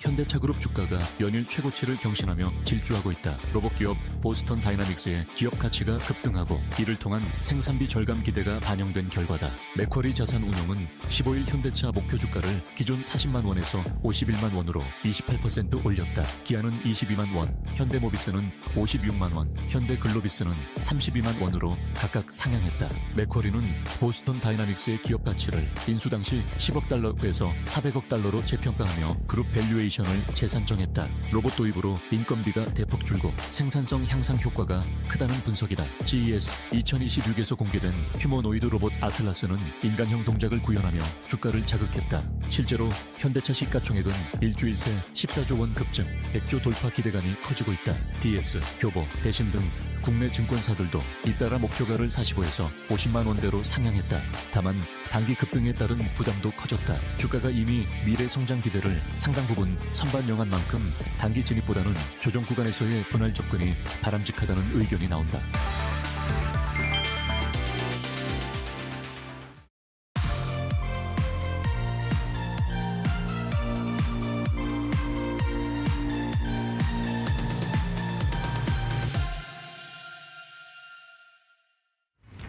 트렌드를 보면 돈이 보인다. 안녕하세요. 마켓나우 트렌드 속으로의 김수현입니다. JP모건 헬스케어 컨퍼런스 벌써 3일째 저랑 같이 보고 계시죠? 오늘도 그 JP모건 이야기로 다시 돌아왔습니다. 올해 컨퍼런스에서 가장 많이 등장한 키워드가 뭐냐 물으시면 답은 딱 바로 하나, 비만 치료제입니다. 이번엔 신약 중에서도 비만 치료제 쪽에 사실상 무대의 중심이 가져갔습니다. 2030년엔 1,000억 달러 규모로 커질 거라는 전망이 깔려 있고 이제 경쟁 포인트도 얼마나 빼느냐에서 얼마나 편하게 그리고 얼마나 오래 유지하느냐로 빠르게 움직이고 있습니다. 이 흐름을 가장 직관적으로 보여준 회사가 바이킹 테라피틱스입니다. 비만 치료제를 같은 성분으로 주사제 그리고 경구제 두 가지 형태로 함께 개발하고 있는데요. 초반엔 강력한 주사제로 체중을 빠르게 줄이고 목표치에 도달하면 알약으로 바꿔서 유지하는 복합 치료 방식을 전면에 내세운 건데요. 공개된 임상 이상 결과도 강했습니다. 주사형은 13주 만에 최대 14.7%의 체중 감량 효과를 제시했고 마지막 투여 후 한 달이 지나도 효과의 90% 이상이 유지됐다고 설명했죠. 발표 후 주가도 11% 넘게 급등했는데요. 다른 빅파마들도 핫했습니다. 로슈는 비만 치료제 분야에서 글로벌 탑3 플레이어가 되겠다고 선언하면서 시장이 앞으로 더 세분화될 걸 전제로 환자 맞춤형 치료법을 준비하고 있다고 밝혔고요. 또 올해만 임상 이상 결과 발표가 5건 넘게 예정돼 있다고 했습니다. 암젠도 역시나 3개월에 한 번 맞는 주사제를 개발 중이라고 밝히고 또 화이자 CEO도 비만 치료제를 비아그라급 소비자 시장이 될 것이라고 표현하며 비만 시장의 열기에 불을 지폈습니다. 그런데 이 열기가 얼마나 뜨거운지는 사실상 JP모건 무대 밖에서도 선명하게 확인되는데요. 바로 중국 시장입니다. 중국에서는 반값 위고비가 등장했고 그 여파로 현지 업체들까지 줄줄이 가격 경쟁에 들어갔다고 합니다. 또 중국에서 위고비와 마운저로에 필적할 만한 GLP-1 후보 물질이 60개 이상이나 후기 임상에 있다는 분석도 나오고 있는데요. 여기에 위고비의 중국 특허 만료 시점 이슈까지 겹치면서 글로벌 업체들이 예상보다 빠르고 강하게 가격을 내리고 있고 현재 업체들도 이를 따라가며 시장이 더 격렬해지는 흐름입니다. 이제 여기서 자연스럽게 국내로 시선을 돌려보겠습니다. 드디어 국내 바이오텍이 JP모건 컨퍼런스에서 공식 발표를 하며 로드맵을 공개했습니다. 먼저 셀트리온인데요. 셀트리온은 이번 JP모건 메인 트랙에서 신약과 차세대 바이오시밀러 로드맵을 공개하며 신약 개발 기업으로 성장 단계에 들어섰다는 점을 분명히 했습니다. 바이오시밀러 사업으로 쌓아온 안정적인 현금 흐름과 항체 기술력을 바탕으로 신약 비중을 본격적으로 키우겠다는 전략인데요. 신약 파이프라인에는 비만 치료제도 포함돼 있습니다. 셀트리온의 차세대 비만 치료제는 4중 작용제로 개발 중이라고 밝히면서 개인별 치료 효과 편차를 줄이고 또 근손실 부작용을 개선하는 것을 차별화 포인트로 제시했습니다. 근데 사실상 투자자 관점에선 중요한 건 실행력이잖아요. 셀트리온은 연구개발부터 제조, 그리고 유통까지 밸류체인을 직접 구축했고 미국 뉴저지 브랜치버그 생산시설을 인수하며 관세 리스크 대응과 공급망 안정성을 함께 확보했습니다. 여기에 CMO 사업으로 확장 가능성까지 보여주며 실행력을 강조했는데요. 증권가 시각도 긍정적입니다. 생산시설 인수와 동시에 CMO 수주를 확보하면서 투자금 회수 경로까지 마련했다는 평가가 나오고요. 실제로 2029년까지 바이오 의약품 공급 계약을 확보해 장기적인 수익화 가능성을 보여줬다는 분석입니다. 다음으로 보실 기업은 삼성 바이오로직스입니다. 비만 치료제 시장이 커질수록 삼성 바이오로직스는 약을 직접 개발하지 않아도 수혜가 이어지는 기업인데요. 글로벌 제약사들이 비만 치료제 생산을 늘릴수록 이를 대신 만들어주는 CDMO 기업의 역할이 더 중요해지기 때문입니다. 삼성 바이오로직스는 이번 JP모건 헬스케어 컨퍼런스에서 생산 능력, 사업 포트폴리오, 글로벌 거점을 축으로 이 성장 전략을 다시 한번 강조했습니다. 송도 5공장을 본격 가동하면서 생산 능력을 크게 키웠고 여기에 미국 메릴랜드 록빌 생산시설을 인수하며 미국 내 생산 거점까지 확보했습니다. 한국과 미국을 잇는 멀티사이트 생산 체계를 통해 글로벌 고객 대응력을 높이겠다는 구상인데요. 또 제조 공정 전반에 AI와 디지털 기술을 적용해서 생산 효율과 품질을 끌어올리겠다는 계획도 함께 내놨습니다. 증권가의 시각도 마찬가지로 긍정적입니다. 삼성 바이오로직스를 글로벌 CDMO 대표주로 평가하며 높은 공장 가동률과 대규모 생산 능력에서 나오는 고정비 효과가 수익성 개선으로 이어질 수 있다고 보고 있습니다. 여기에 5공장 매출 반영과 또 미국 공장 인수 효과로 실적 흐름이 한층 더 뚜렷해졌다는 분석도 나오고 있는데요. 또 미국 미중 갈등과 공급망 재편이 이어지는 환경에서 안정적인 생산 파트너에 대한 수요가 커질수록 삼성 바이오로직스의 중장기 수주 경쟁력은 더 강화될 가능성이 크다고 평가합니다. 정리하자면 JP모건 무대에서 확인된 비만 치료제 경쟁의 핵심은 편의성과 유지 그리고 맞춤형으로 넘어가고 있고요. 무대 밖 중국에서는 가격과 점유율 경쟁이 동시에 벌어지며 시장 열기가 더욱더 뜨거워지고 있습니다. 그리고 이 큰 흐름 속에서 셀트리온은 신약 파이프라인 확장과 미국 생산 기지 기반의 실행력을, 삼성 바이오로직스는 글로벌 CDMO로서의 생산, 공급망 우위를 각각 키워가고 있습니다. 그렇다면 저는 내일 또 알찬 트렌드로 돌아올게요. 안녕!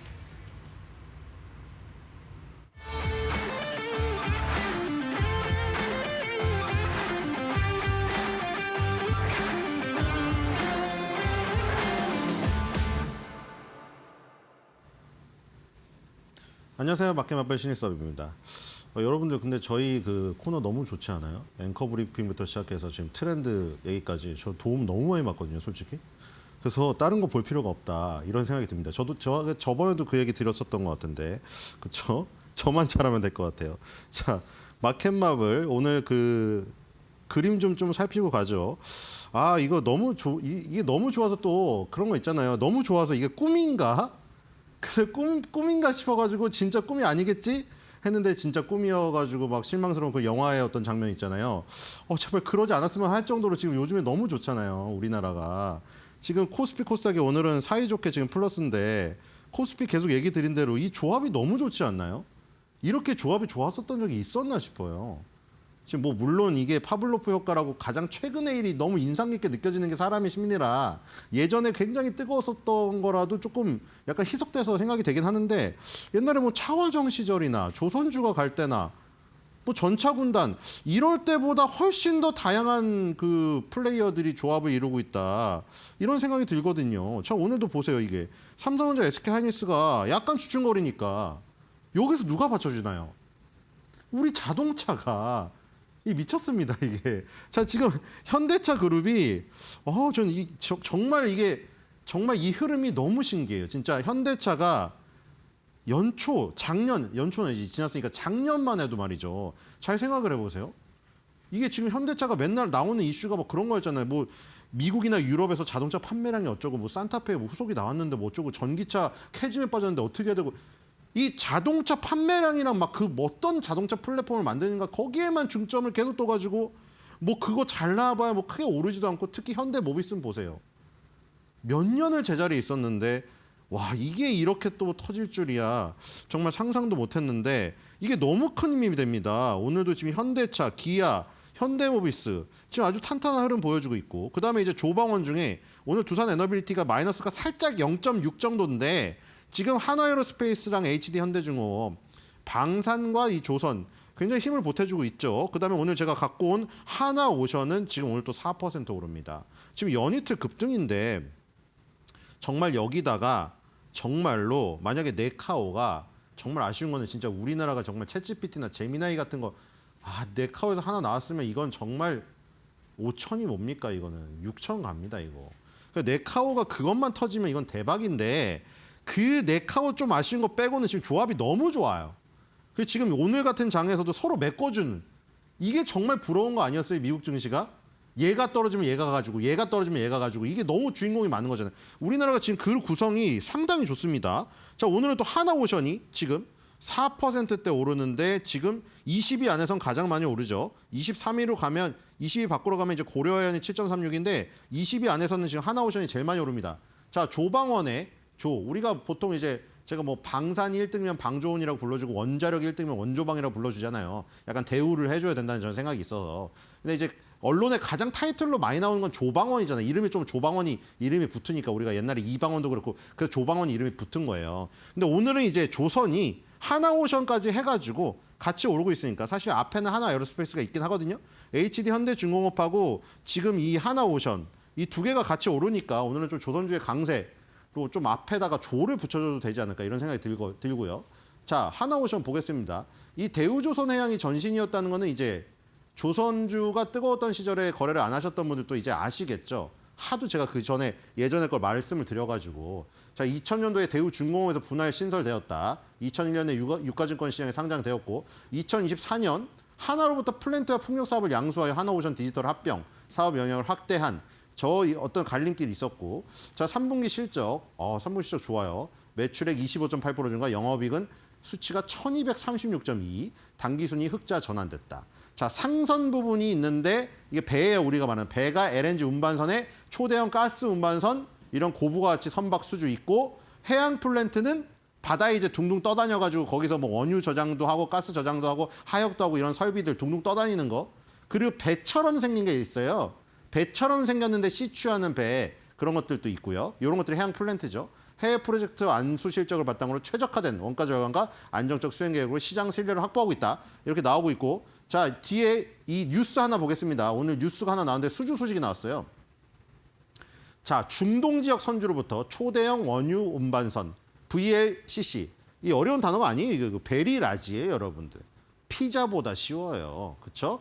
베리 라지예요. 크루드 캐리어. 이 원유 운반선인데 너무 엄청 큰 원유 운반선.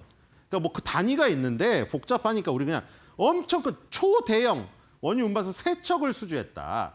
중동 지역 선주죠. 배 주인이에요.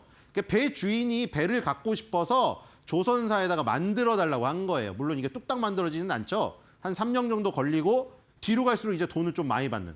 그래서 우리가 그때 2000년대 그 2007년도에 막 엄청 조선주 호황이다가 조선주가 나락으로 가면서 돈을 못 받고 다 고철이 돼버리는. 그렇죠?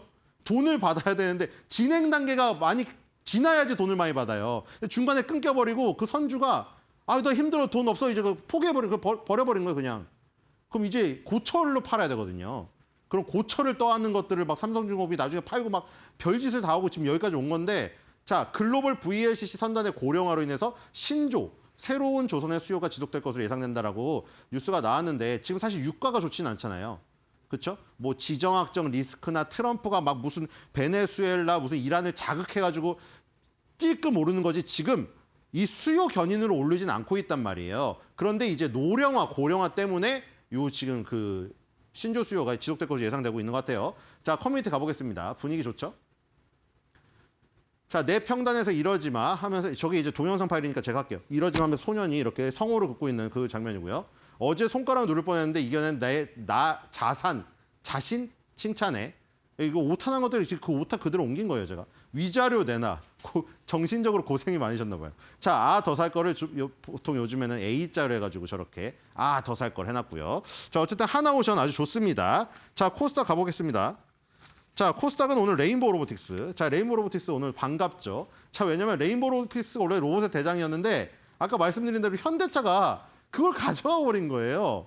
내가 로봇의 대장인데 갑자기 현대자동차가 나와서 아니 너네 자동차 아니야? 자동차 탈을 쓰고 있는데 자동차 탈을 벗고 갑자기 레인보우 로보틱스 얼굴에 있는 로봇 탈을 빼서 쓴 거예요. 그러니까 지금 레인보우 로보틱스 요 주주분들은 약간 뿔이 난 상태였거든요. 우리가 왕이었는데 왜 현대차가 뺏어갔지?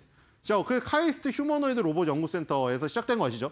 얘도 휴머노이드 로봇을 시작을 한 겁니다. 원래. 근데 이제 요 지금 이족 보행 로봇이죠. 사람하고 똑같은 로봇은 이제 전시 어떤 그런 개념으로 쓰이고 이제 협동 로봇 시장으로 그 개화를 시켰는데 먼저 갑자기 그 피지컬 AI 나오면서 중심이 휴머노이드 로봇으로 나오고 현대차 아틀라스가 딱 등장을 해가지고 막 이족 보행 사람이랑 똑같이 나왔는데 막 관절이 막 360도 돌아오고 이거 딱 하니까 갑자기 주도권이 그걸로 넘어가 버린 거예요.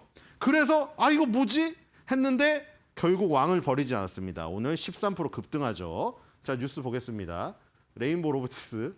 자, 코스닥에 있었기 때문에 그런 거죠. 자, 그리고 삼성 바이오로직스 존림 대표가 또 이 얘기를 또 해줬네요. 그렇죠? 바이오에도 삼성전자가 레인보우 로보틱스 투자한 것처럼 바이오도 로보틱스를 투자해야 된다. 바이오 업계가 보수적이랍니다. 그 자동화가 늦어지고 있는데 중국을 앞서가려면 피지컬 AI 도입을 서둘러야 된다. 이렇게 되면 이제 휴머노이드 로봇이 일반 공장뿐만 아니라 바이오 공장에도 필요하다는 걸 지금 증명을 한 거잖아요, 지금. 그래서 지금 앞으로 더 넓어질 수도 있죠. 그때 레인보우 로보틱스가 지금 피자집, 치킨집 막 이런 데서 활약하다가 조선소에도 들어가고 공장에도 들어가죠. 이제는 바이오 공장에도 들어가야 됩니다. 자, 그렇죠? 자, 커뮤니티 가보겠습니다. 그동안의 불만들을 오늘 한 번에 지금 뽑아내고 있는데 며칠 주춤하다가 텐션업. 저것도 이제 그러니까 밀어버리 이러고 있는 거고요.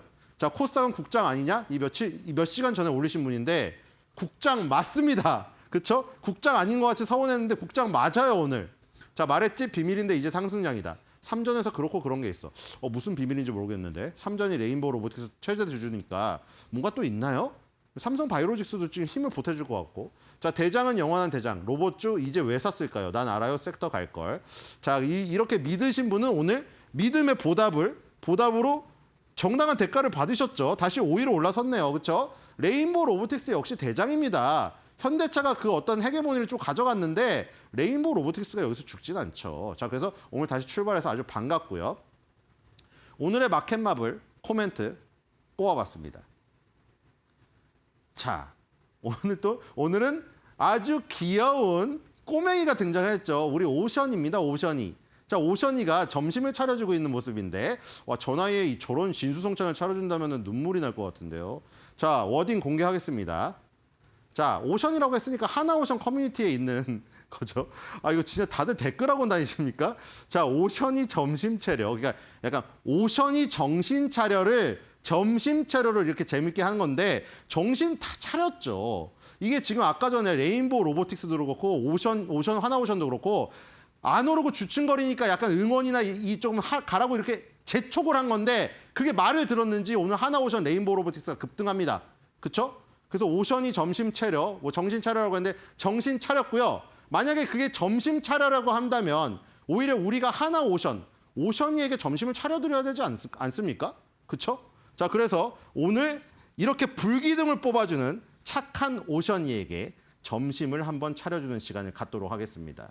1시간 뒤면 점심시간이니까요. 여러분들 다 준비하시고 오션이 점심 차려에 보답을 하는 코멘트를 하도록 하겠습니다. 오션이 점심 차려. 아니야, 내가 오늘 오션이 점심 차려줄게.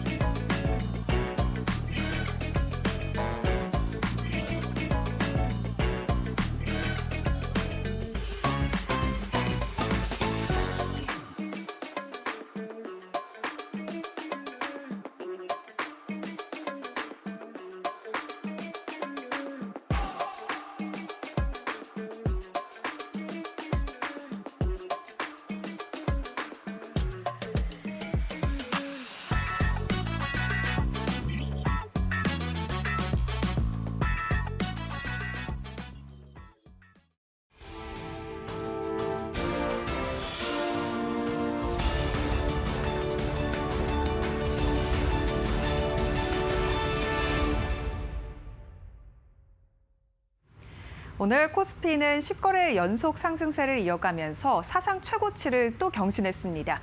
10시를 기점으로 4,750포인트까지 넘어서면서 상승세를 이어갔는데요. 현재 시간 기준으로는 4,750선을 내려놓긴 했지만 그래도 여전히 상승세를 이어가고 있는 코스피 코스닥 시장입니다. 양 지수 상황 바로 열어보시죠.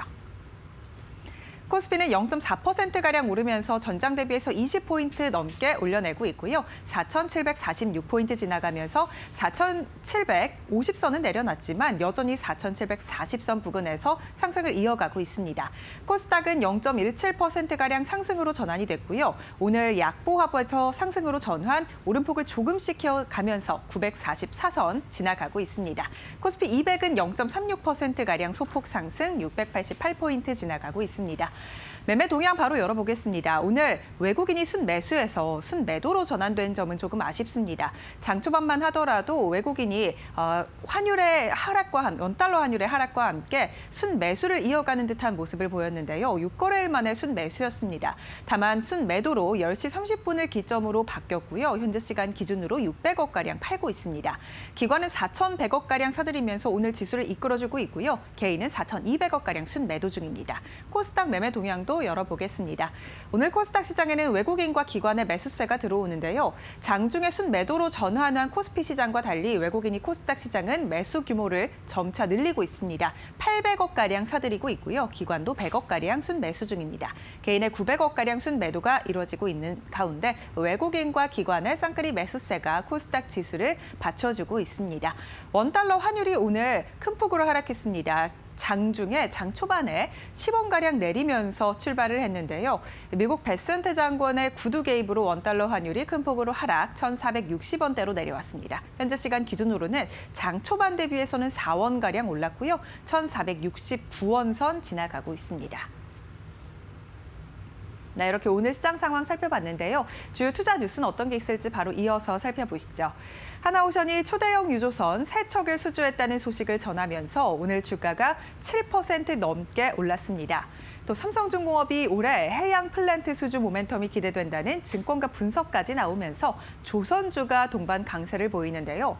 오늘 정규장 개장 직전 하나오션은 어제 중동 지역 선주에 2029년 4월 30일까지 VLCC 3척을 건조해주기로 하는 계약을 맺었다고 밝혔습니다. 계약 규모는 5,722억 원에 달하는데요. 글로벌 VLCC 선단의 고령화가 빠르게 진행되는 가운데 신조 수요가 구조적으로 확대될 것이란 긍정적인 평가가 이어지고 있습니다. 삼성중공업도 해상가스전에 설치할 부유식 천연가스 설비 수주 기대감이 크다는 분석이 나왔습니다. 대신증권은 오늘 올해 삼성중공업의 해양사업 부문이 큰 성장을 보일 것이라면서 작년 수주를 기대던 이 미국 달핀과의 FLNG 프로젝트는 계약 시점이 연기되는 등 이연된 물량들이 누적돼 있기 때문이라고 의견을 전했는데요. 오늘 하나오션 장중에 7% 넘게 오르기도 했는데 현재 시간 기준으로는 4.23%가량 오르면서 오름폭을 조금 줄였습니다. 14만 8,100원 선 거래되고 있고요. 삼성중공업도 마찬가지로 7%대 강세를 보였는데 현재 5.11%가량 오름세 29,800원 선 거래되고 있습니다. 3만 원 선은 잠깐 내려놨고요. HD 현대중공업도 2.11%가량 오르면서 62만 8천 원 선 지나갑니다. 오늘 조선 3사가 일제히 수주 기대감 속에 상승하고 있다는 점 확인되고 있습니다. 포스코 인터내셔널이 64조 원 규모의 미국 알래스카 LNG 개발 프로젝트 참여를 최종적으로 확정했습니다. 알래스카 LNG 사업은 알래스카 북부 노스 슬로프 가스전을 개발하는 대형 프로젝트인데요. 초기 추산 사업 규모만 450억 달러, 우리 돈으로 약 64조 원에 달할 것으로 전망됩니다. 포스코 인터내셔널 고위 관계자는 14일 1월과 2월 중으로 알래스카 LNG 사업을 위한 최종 투자 결정 계약을 체결할 계획이라고 밝혔습니다. 최종 투자 결정 계약은 계약을 검토하던 이전 단계와 달리 조건부 계약들까지 모두 법적 효력이 발생하는 단계로 프로젝트 참여를 결정했다는 의미로 풀이됩니다. 포스코는 이번 계약에 따라 프로젝트에 필요한 1,300km 규모의 가스관 설치를 위해 42인치 고압 천연가스 파이프라인 건설에 필요한 강제를 대량 공급할 예정입니다. 포스코 인터내셔널 이 소식과 함께 오늘 5% 넘게 강세 탄력 붙고 있고요. 58,100원 선 거래되고 있습니다. 오늘 포스코 스틸리온도 함께 오르고 있는데요. 2.76%가량 오름세 39,050원 선 거래되고 있고요. 이 알래스카 LNG 사업 참여 확정 소식과 함께 강관주가 강세입니다. KBI 동양철관 2.6%가량 오름세 오늘 장 초반 11%가량 오르기도 했는데 오름폭을 많이 줄였습니다. 1,739원 선 지나가고 있고요. 넥스틸의 주가도 6% 넘게 오르면서 1,660원 선 거래되고 있습니다. 미국 경제수장이 최근 고공행진하고 있는 원달러 환율 상황에 이례적으로 개입하면서 환율이 10원 넘게 하락 출발했습니다. 오늘 원달러 환율은 전일 종가 대비 12.5원 내린 1,465원에 장을 시작했습니다. 환율이 10원 넘게 급락한 건 미국 경제수장 베센트 재무장관이 원화 가치를 두둔한 발언이 공개됐기 때문입니다. 미국 재무부 발표에 따르면 베센트 장관은 현지 시간 12일 구윤철 부총리와 만난 자리에서 한국 외환시장의 과도한 변동성은 바람직하지 않다며 이례적으로 구두 개입성 발언을 내놓았는데요. 베센트 장관은 최근 원화 가치의 하락은 한국 경제의 강력한 경제 펀더멘털과 부합하지 않는다고 말했습니다. 미국의 개입으로 이날 환율은 오전 9시 시가 기준 10거래일 연속 이어져 오던 상승 고리를 끊었습니다. 환율의 급락과 함께 6거래일 만에 외국인이 코스피 시장을 잠깐 장 초반 담아냈었는데요. 오늘 코스피 시장에서 외국인과 기관은 삼성전자와 두산 에너빌리티를 대량으로 순매수하고 있습니다. 현재 주가 함께 확인해 보시죠. 삼성전자 장중 상승해서 지금 강보합으로 내려왔습니다. 14만 350원 선 거래되고 있고요. 두산 에너빌리티 주가는 오늘 약세입니다. 1%가량 하락세. 다만 외국인과 기관의 순매수가 강하게 들어오고 있다는 점은 긍정적입니다. 이례적으로 미국의 베선트 장관이 원화 가치에 대한 구두 개입을 함으로써 오늘 원화가 1,460원대로 10원 넘게 하락 출발했습니다. 이러한 상황 속에 오늘 세워봐야 할 전략은 어떤 게 있을지 저희와 함께 이어서 살펴보시죠. 오늘 투자할 때 정말 전략적으로 알아야 될 경제 지식 이런 부분이 필요하실 텐데 박시동 경제평론가님이 와주셨습니다. 좀 든든합니다. 인사드릴게요. 어서 오세요. 네, 안녕하세요. 네, 일단 오늘 한국은행 금통위의 금리 결정 소식이 있었습니다. 예상대로 네. 동결이었고요. 좀 장기적으로 그렇게 가나 궁금한데 어떻게 보셨습니까? 네, 지금 일단 금리가 동결되면서 총 5회 네. 연속으로 일단 동결이 됐습니다. 사실상 시장에서는 동결을 의심 없이 예상했기 때문에 네. 동결 자체에 관해서는 뭔가 좀 이 변동성을 만든다 이런 건 아니라고 보고요. 네네. 한국은행의 발표 속 내용이 이제 중요한데요. 이번에 좀 눈여겨볼 포인트가 좀 있습니다. 일단은 동결의 원인으로 이제 주목됐던 것은 당연히 환율과 일정 부분의 부동산 이런 네. 건데요. 당연히 이제 최근에 이제 환율 상황을 본다면 녹록치 않거든요. 그렇죠. 그런 측면에서 한미 금리 차를 지금보다 계속 좁혀가는 것이 환율에 당연히 도움이 됩니다. 그래서 이제 미국이 어느 정도 금리를 인하하는 추세에 들어갔다라고 예, 보면 예. 한국은행 입장에서 금리를 동결 내지는 이런 정도로 유지를 해줘야지 여기서 인하한다는 것은 상상하기 어려운 맞습니다. 얘기니까 예. 일단 환율 변수가 가장 크게 영향을 줬다 이렇게 볼 수가 있고요. 아직은 부동산 관련한 불안감이 쉽게 해소된 건 아니다 이런 또 평가를 할 수가 있기 때문에 환율과 부동산이 가장 크게 일단 이번 동결에 영향을 줬다라고 볼 수 있고요. 그다음에 일단 올해 이제 경제 성장률을 작년보다 2배 정도를 일단 목표로 잡고 있거든요. 네. 그래서 경기의 어떤 상방 그리고 일단 물가의 어느 정도의 상방 이 두 가지를 고려해 본다면 역시 또 동결일 수밖에 없다. 이렇게 일단 이유로 보고요. 네. 시장에서의 반응이 일단 중요한데요. 일단 현재 국고금리가 5에서 8bp 정도 오르면서 바로바로 즉각적으로 현재 반응하는 모습을 보이고 있고요. 외국인 관련해서도 일단 3년짜리가 현재 국채 선물을 약 15,000계약 정도 매도세 나오면서 시장이 좀 생각보다 스피디하게 반응을 하고 있다 이렇게 볼 수가 있겠습니다. 중요한 부분이 있는데요. 일단은 기존의 통방문에 이런 문구가 있었어요. 금리 인하 가능성을 열어두되 추가 인하 여부나 시기 등은 나중에 결정하겠다. 이런 문구가 지금 이제 쭉 있었습니다. 네. 그런데 이번에 이 문구 자체가 삭제됐어요. 그러니까 사실상 금리 인하 가능에 관해서는 닫혔다 이렇게 보는 거죠. 그래서 일단 시중에서는 연중 동결이다라고 하는 전망이 이제 힘을 얻게 됐다라는 게 굉장히 의미 있는 변화다 이렇게 볼 수가 있겠고요. 특히 이번에 인하 의견을 낸 위원이 없어요. 그래서 만장일치 동결이 됐고요. 예. 특히 이제 앞으로의 중요한 이제 3개월 포드가 이제 중요한데 기존에는 인하에 관해서 3명 정도의 위원이 있었는데 이번에 1명으로 축소됐다라고 볼 수가 있겠습니다. 사실상 만장일치 동결, 네. 연중 동결, 환율에 대한 걱정 등등등 해서 한국은행 금리에 관한 시그널을 시장에 일단은 줬다, 명확하다 이렇게 일단은 좀 봐야 될 것 같습니다. 네.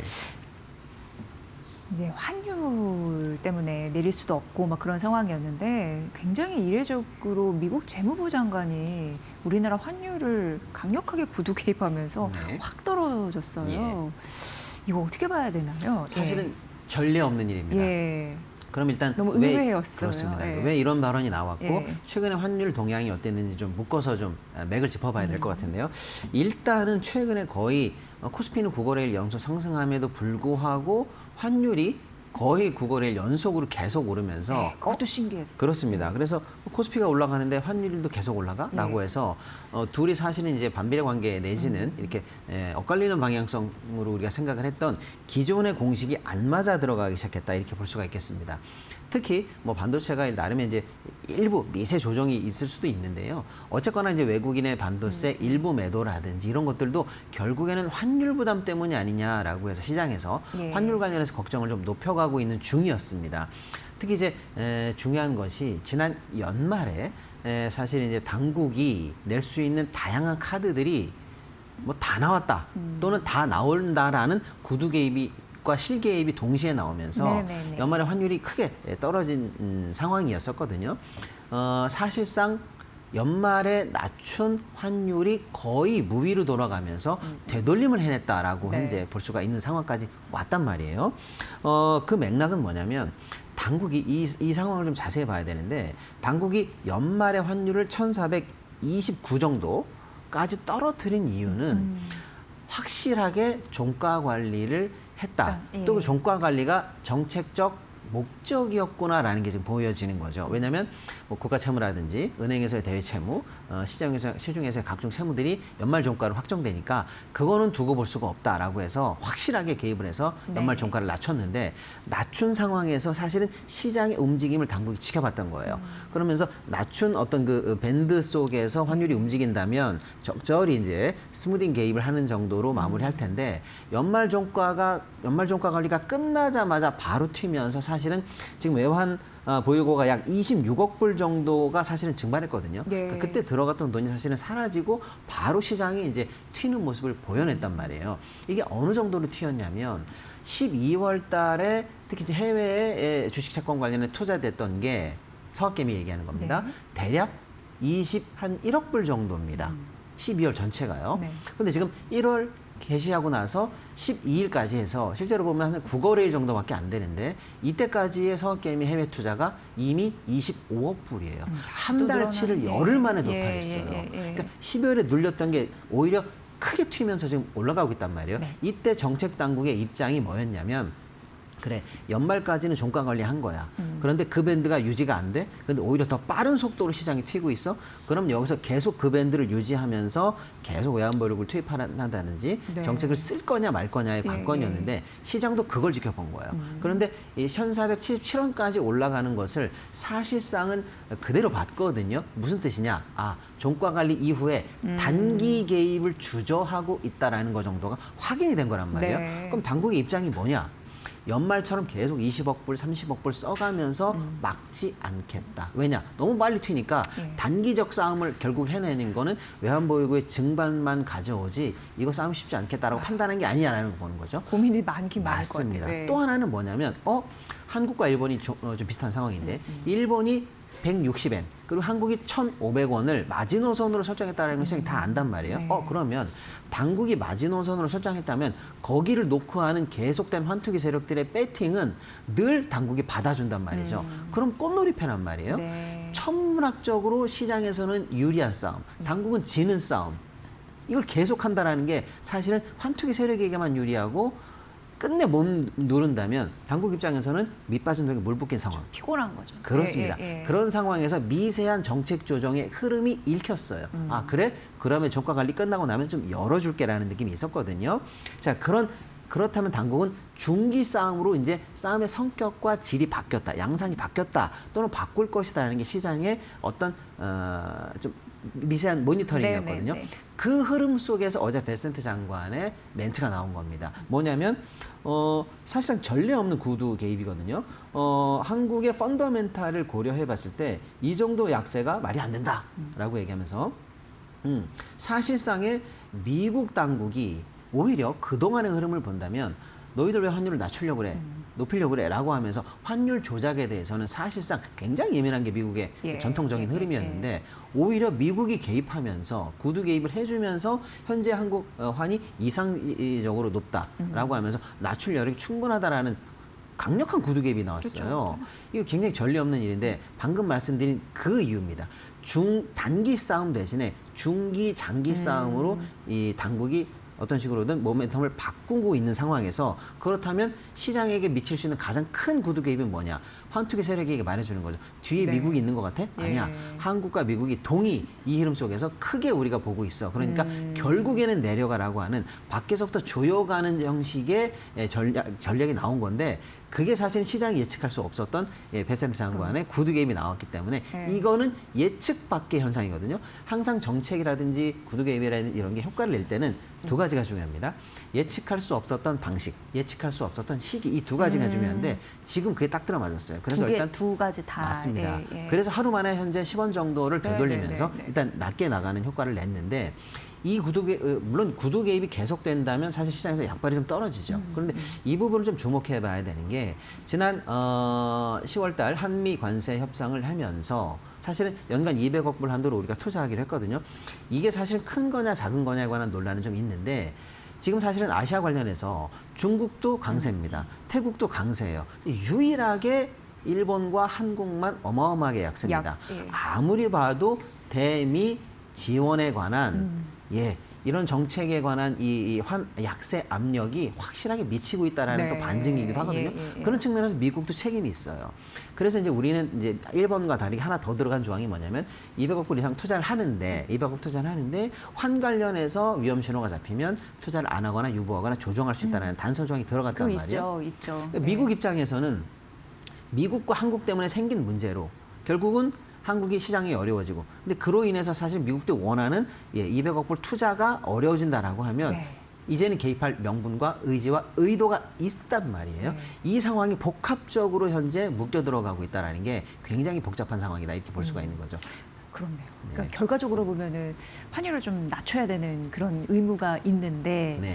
마침 또 그 미국은 손해 보는 짓 안 하는데 그렇죠. 그런 부분에서 돈 못 받을까봐 그런 게 맞습니다. 이렇게 겹쳐지면서 네. 뒷배에 미국 있다 이런 부분으로 좀 엄포를 넣은 듯한 맞습니다. 그게 이례적으로 연출이 됐지 않나. 그렇죠. 그러면서 예, 어쨌거나 예. 이제 환율 싸움의 중기적 양상이 바뀌고 있다. 이 부분이 굉장히 중요합니다. 예.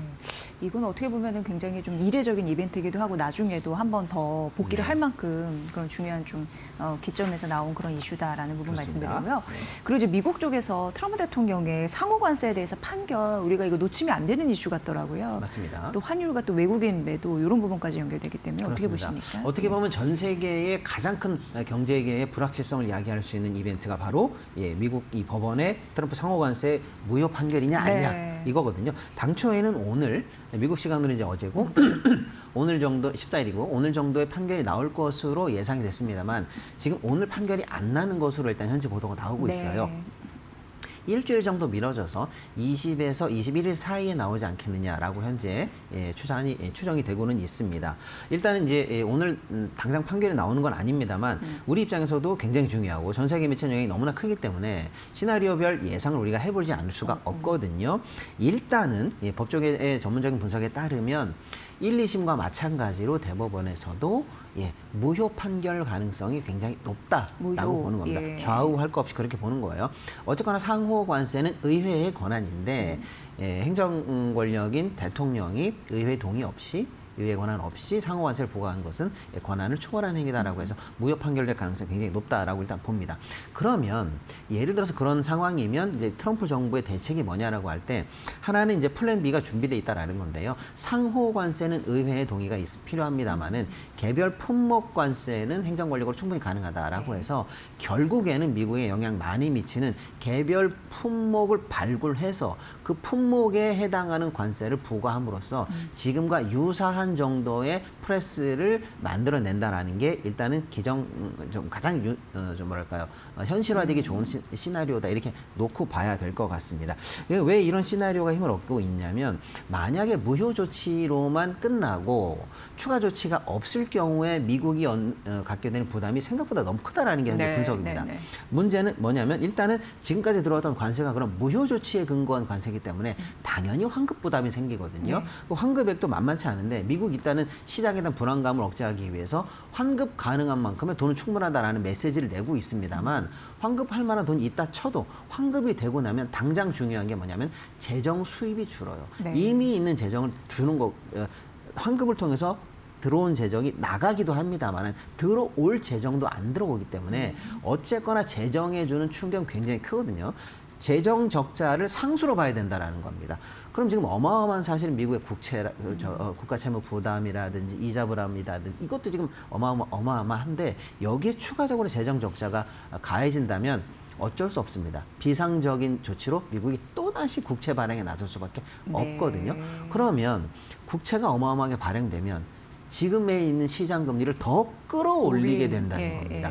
결국에는 금리 인하를 계속 압박하고 있는 트럼프 입장에서는 자신이 금리 인하를 성공시킨다 하더라도 시중 금리를 강하게 만들 수 있는, 즉 이쪽에서 냉탕물을 틀어놓고 저쪽에서 다시 온탕물을 틀면서 사실은 아무 효과가 발생되지 않는 굉장히 중요한 상황 속에 빠지고 있다, 이렇게 봐야 될 것 같습니다. 결국에는 장기채 금리를 끌어올리고 재정 적자를 가속화시키는 등 불확실성이 미국 내에서 가속화된다, 이렇게 봐야 될 것 같고요. 네. 이 정도 시나리오를 일단 예상해 봐야 되는데, 시중에서 일단 기업들 입장에서는 현재 이 상황을 예의주시하면서 나름의 어떤 그 발빠른 대응을 일단 시작했다라고 보는 게 아마존 관련해서 지금 나오고 있는데요. 판매처에게 다시 물품 단가를 인하하도록 압박하고 있습니다. 그동안은 왜 인상하도록 내버려 뒀냐면 관세 부담을 지기 때문에 어느 정도 물가 부담이라든지 소비자가 인상에 대해서 뭐랄까요, 좀 묵시적으로 동의해가면서 내버려 뒀는데 무역 판결이 날 것 같아. 그럼 다시 낮춰야지라고 해서 판매처 부분에서는 이제 물품 단가 인하 압박이 되고 있는데, 미국에 수출하거나 우리도 이제 소비자 관련해서 많은 기업들 입장에서는 다시 판매 단가가 내려갈 가능성, 이걸 염두에 둬야 됩니다. 결국에는 매출적인 측면에서 봤을 때 절대값으로의 하향, 이게 이제 중요하게 생길 수 있다라는 거고요. 또 하나는 이제 우리 기업들도 이제 지금 현재 참여하고 있는 것으로 보이는데, 대법원 판결 전에 그래 관세가 무효가 됐어. 그럼 우리가 그동안 냈던 관세를 환급받아야지라고 해서 현재 미국 정부를 상대로 한 상호 관세 환급 소송이 전 세계적으로 다시 일어나고 있는데, 약 1000여 곳 정도가 현재 소송이 대기되고 있는데, 우리 입장에서도 삼성의 계열사인 하만, 그리고 이제 대한전선 등이 소송에 참여한 걸로 보입니다. 그래서 우리 기업들 입장에서는 판매 단가 인상에 관한 압박, 그리고 이제 미국 정부에 대한 관세 환급 절차에 대해서 어느 정도로 우리 준비하고 참여할 것인가라는 숙제가 현재 남겨져 있다, 이렇게 좀 볼 수가 있겠습니다. 네. 이게 정말 트럼프 입장만 봤을 때는 내가 정말 누룽지 팍팍 긁어가지고 돈 끌어서 미국 성장시키려고 했더니 결국 이렇게 됐다라고 생각할 수 있는데, 사실 이렇게 되면 이제 경제적으로 큰 혼란을 초래할 수 있는 거예요. 미국 입장에서는. 그러니까 정책 이런 부분도 정말 소통이 좀 많이 필요하구나, 이런 생각도 하게 됩니다. 어쨌든 환급 받는다는 건 우리로서는 좀 좋은 이슈일 수 있는 건가요? 근데 어쨌거나 이제 생길 수 있는 불확실성에 대해서 사실은 단기간에 대비가 되지 않았다는 것, 그게 가장 어렵거든요. 그런 측면에서 또다시 품목 관세가 올라가면 그럼 한미 협상은 또 어떻게 되는 건가? 다시 또 품목별로 재수정이 되는 건가? 등등등 해서 일단은 불확실성이 굉장히 커진다라는 측면에서 우려를 하는 정도의 상황으로 좀 봐야 될 것 같습니다. 네. 그게 이제 결국 시장 불확실성으로 남으면 또 마이너스 요소가 될 수 있으니 그렇습니다. 이런 부분이 더 신경이 쓰이네요. 네.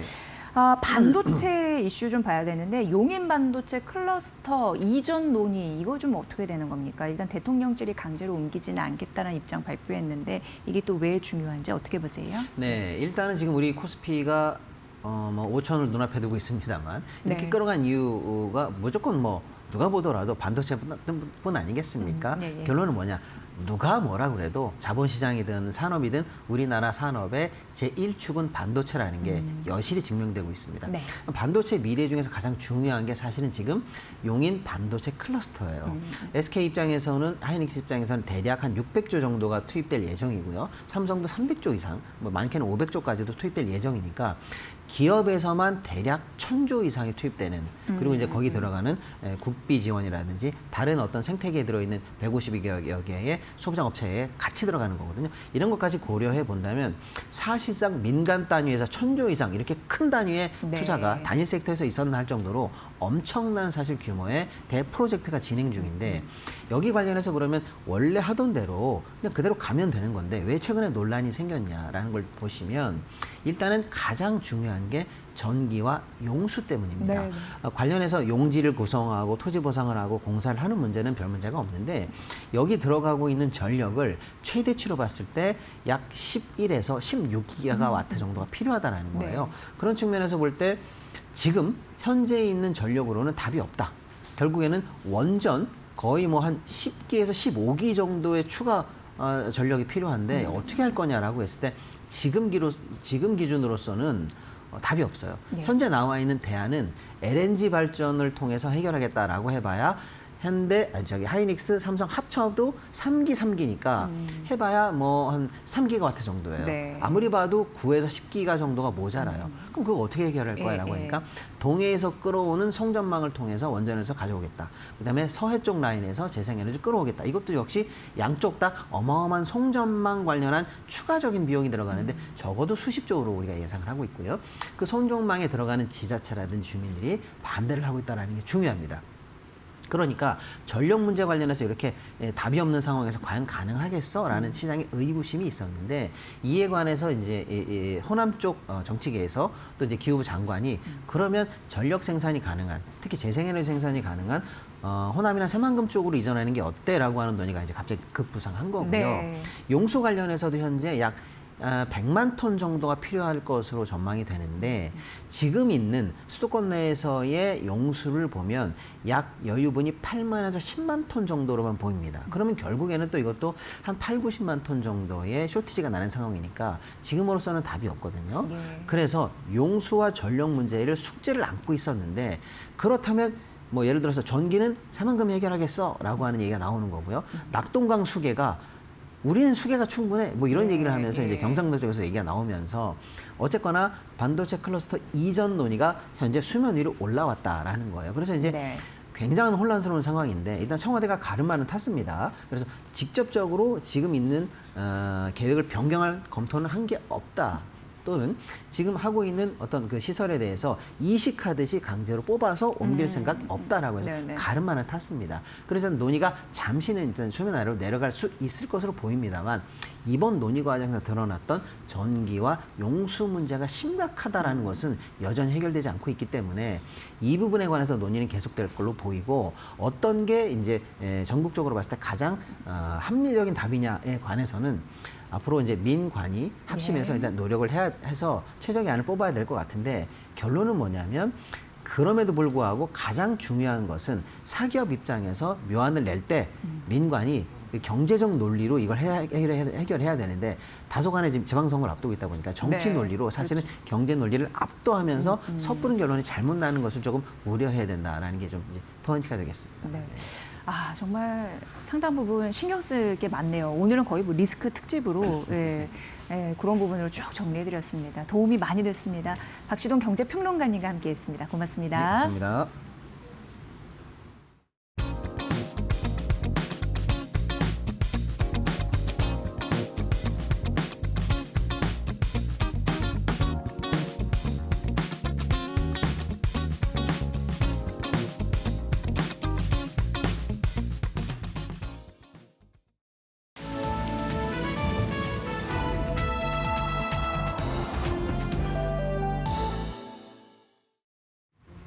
증시 날씨 전해드리는 마켓웨더 김수현입니다.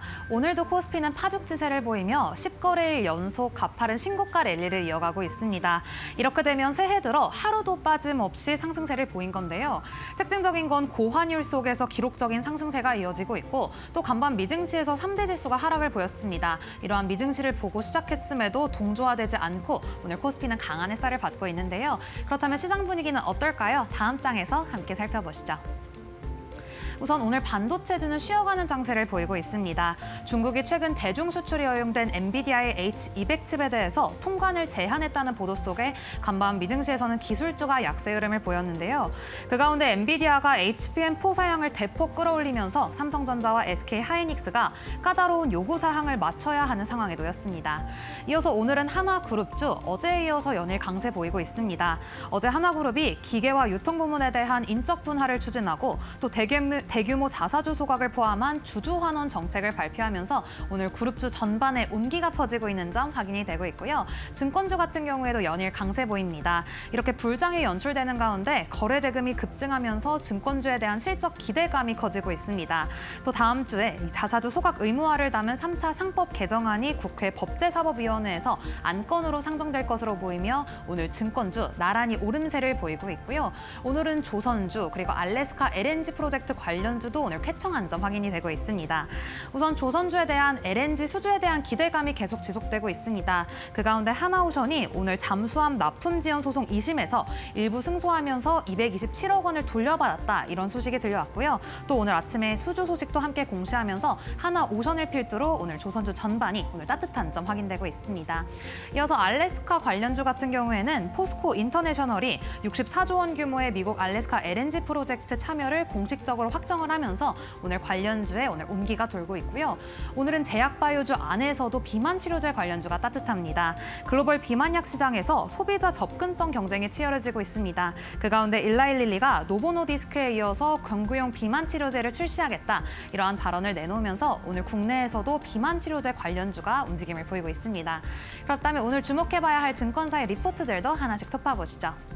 우선 오늘 하나 에어로스페이스인데요. 오늘 증권가에서 글로벌 국방비 증액 기조가 되는 가운데 수혜를 볼 것이라며 목표가 146만 원 리포트 제시했습니다.